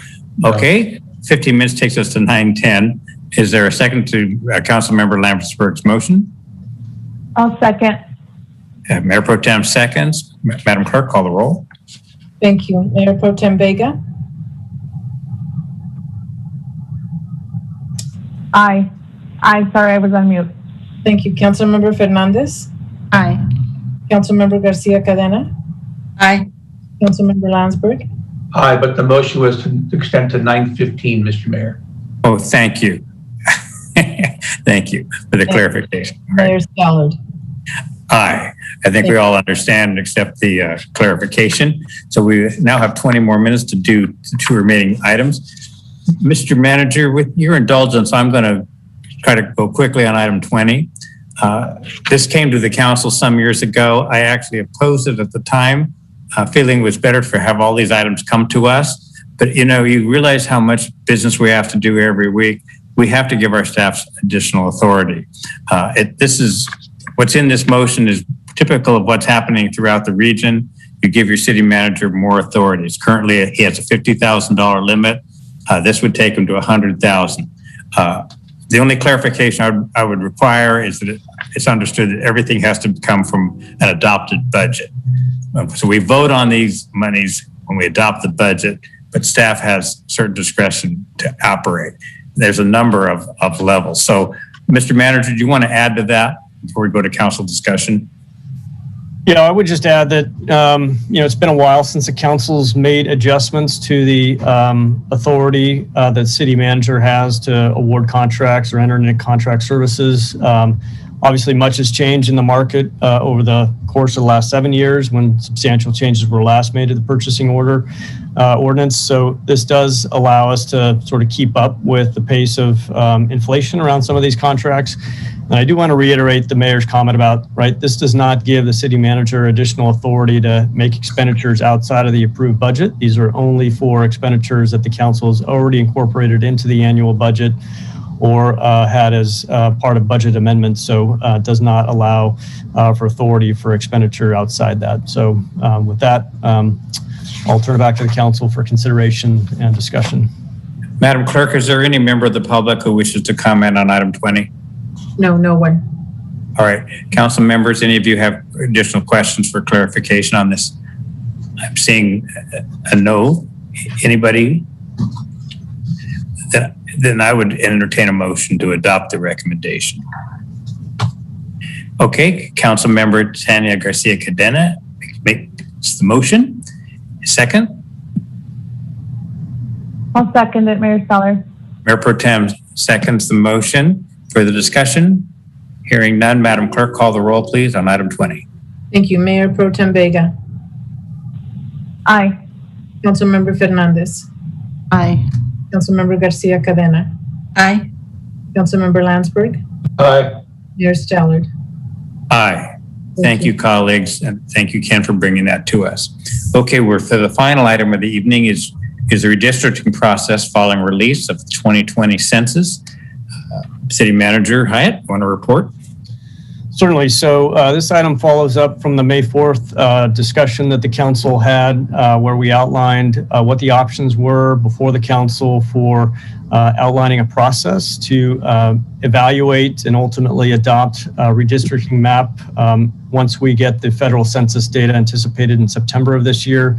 State law provides several options for jurisdictions to go through that process and outlines everything from an independent council where the independent council has granted full authority by the council to come up with a new map, and ultimately the council is bound to adopt that map, the independent council, to a hybrid commission where this commission would be charged with coming up with a map or series of maps for consideration and presentation to council, to an advisory commission, which is the recommendation before you this evening that staff has made, where the council can establish an advisory commission of a constitution that must consist of residents within the community. And that commission can consist of as many members as the council so desires. And then that advisory redistricting commission would be charged, as outlined in our recommendation, with evaluating alternative maps for redistricting and ultimately coming back to council with a recommendation for either a single map or a series of maps for the council to weigh.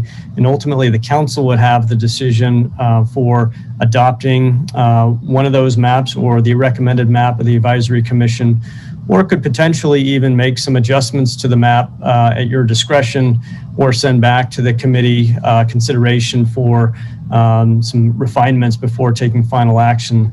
The recommendation that I outlined for the council for consideration this evening is to consider adopting an advisory redistricting commission that would consist of 5 members. The process for selecting those members would look like an open application process upon council approval that we would put out to the community for a certain fixed period of time. We would then evaluate those applicants against criteria consistent with state law for who can be eligible, including, you have to be a resident within the city of limits. You have to be, or could not be, rather, I should say, a member of the city council. You couldn't be a member of a household, family member of a city council member that's standing.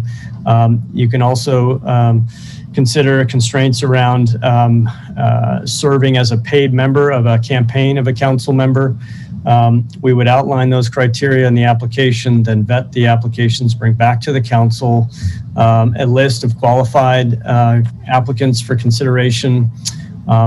Our recommendation would be at that time that the council's taken up the consideration of the appointments, ask each of the council members in their respective districts to recommend one appointee for consideration of the full council.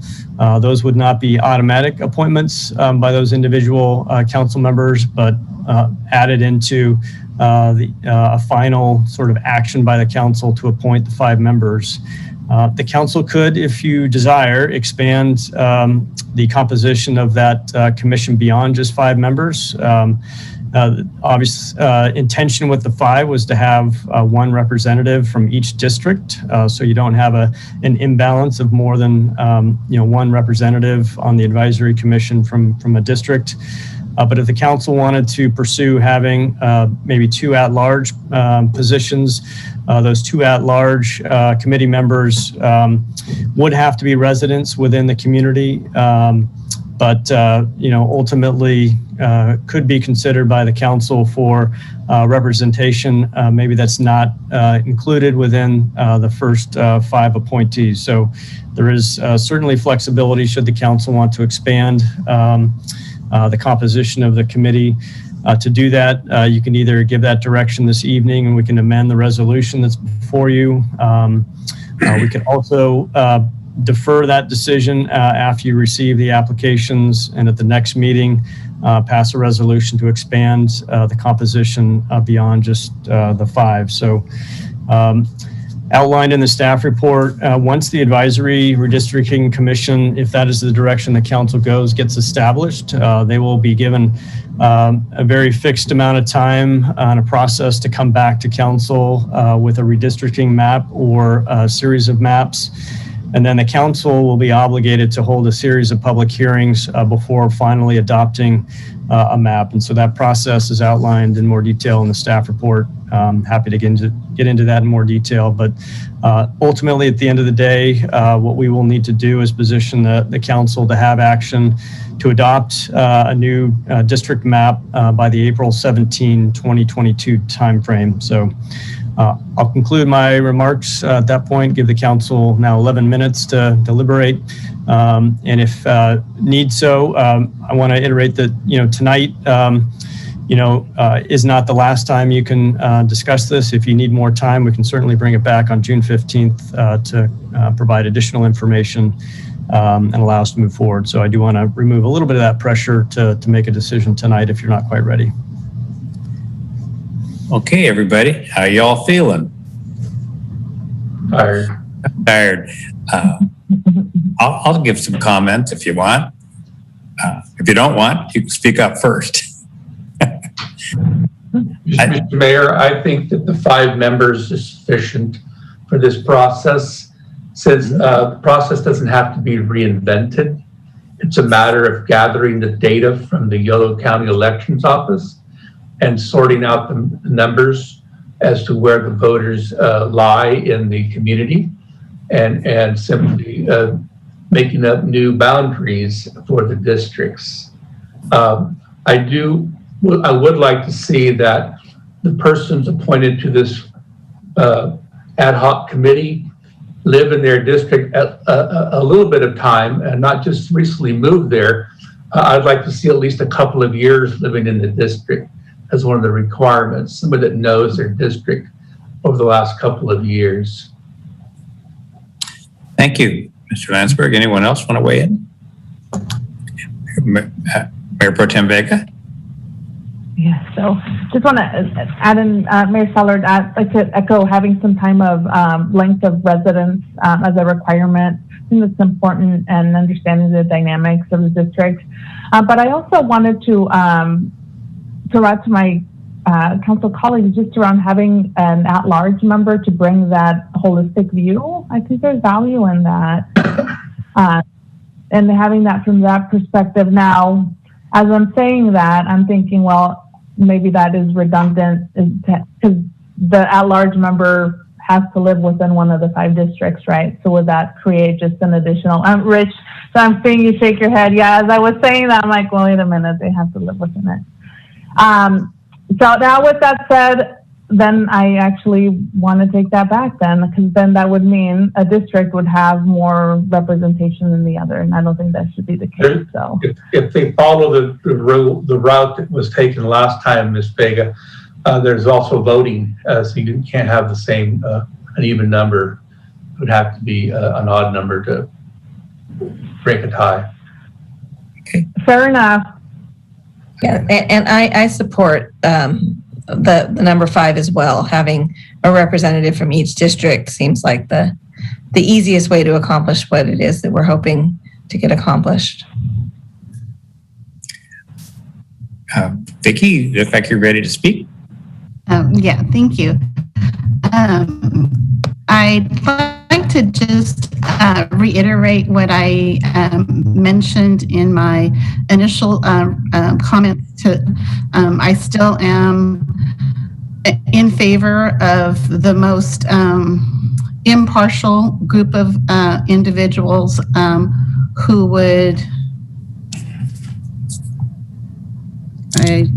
Am I frozen? You're okay. You're thawing. I'm having connection problems. You're good. Are you good? Okay. Okay. Sorry. Okay, good. So just wanted to again realize that I still believe that a independent process is the most democratic way of redistricting. I think that having 5 members from each district give their input is valuable, and but I also believe that having county commissions looking at the districting maps that have the experience with this process, I would imagine, I believe would be the most beneficial to have people who do this for a living or do it more frequently than the residents. So I am seeing information on the fees for that process. I'd like to look at knowing what options are available besides an advisory committee. But again, I believe that it allows for as much impartiality as possible by having members who may not necessarily have any sort of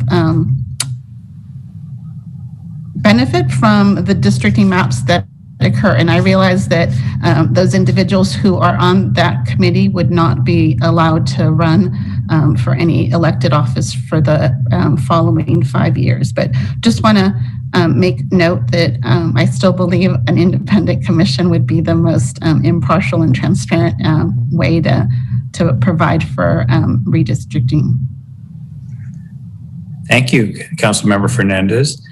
Okay, if we have 5 minutes, I'm comfortable with the staff recommendation. I'm actually more expedient about this. Sacramento County Board of Supervisors this week decided to do it completely in-house among the 5 of them, and that's not uncommon. So sometimes no committee is used. I feel we have current districts which give us a great template from which to revise boundaries to deal with the shift that's occurred in Mayor Pro Tem Vega's district. The additional 10,000 people have to be spread across the other districts. So if she keeps 2,000, the other 4 of us take 2,000. I don't look at this as akin to electing senior class officers. It's not a popularity contest, it's business. And the business has to be done. And so sometimes I don't think we're going to achieve any kind of nirvana or perfection here. We're just going to find 5 districts in this community that hopefully work. And I think that's the end game here. So to me, I'm somewhat expedient. I want to get on with the business. I want to get the job done. If a 5-member advisory committee is the way to go, I'm comfortable with that. We're not being asked to take a vote tonight. Is that correct, Mr. Manager? Well, if the council is comfortable, the recommendation to adopt the resolution would authorize us to establish the committee with a composition of 5 members. Or if the council's not ready, we can bring back Adam. I'm here. We're ready to proceed. Perhaps some difference of opinion on one part, but I think we're ready to proceed. Does anyone care to make a motion tonight? Mr. Mayor, this is Rich Landsberg. If we can add some time frame to the residency requirement for the district, I'm ready to make the motion. Do you want to propose a time frame? 6 months? 2 years. 3 years? 2 years. 2 years.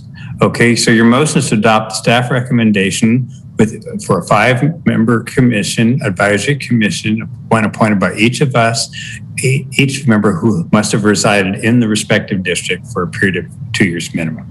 Is that a correct statement of the motion? Partially, but I believe that a city manager also invited anybody who wishes to submit an application as well. All right. With that understanding, is there anyone in the council who cares to second Councilmember Landsberg's motion? I will second it. Sorry.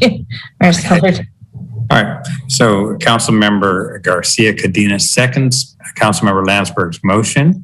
There may well be further discussion. We got 2 minutes. Anybody want to further discuss? Mayor, I also wanted to have the city clerk confirm whether there was public comment on this item. Oh, thank you. Thank you, Ethan. Public comment, is there any? None.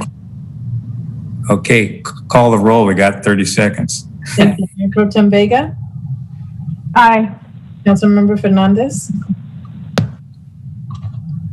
No. Councilmember Garcia Cadena, Aye. Councilmember Landsberg, Aye. Mayor Stallard. Aye. Motion carries. Thank you. We'll let the staff come back with more detail. We are now going to adjourn once again in memory of Bill Marcus for his wonderful record of public service and a life very well lived. I also want to add to the memorial adjournment Eleanor Walker, who passed away just shy of her 97th birthday, widow of former Mayor Harry Walker. Are there any other memorial adjournments tonight? All right. Mayor, yeah. just one last time, since we're just past Memorial Day yesterday, to all the men and women who sacrificed their lives for us. And I did listen to that speech by Mr. Will Anderson. It was very moving, and he touched a chord in everybody when he asked you, we're worthy enough as citizens to respect the people that lost their lives in the wars. So it touched a nerve with everyone, and it was a great speech. And so I want to make sure that we recognize those folks who died in combat. Thank you, Council Member Landsberg. And colleagues, before we sign off, I just want to say thank you to all of you. You work so hard for the benefit of our community. Thank you. Thank you again, staff. We are now adjourned. Good night. Right.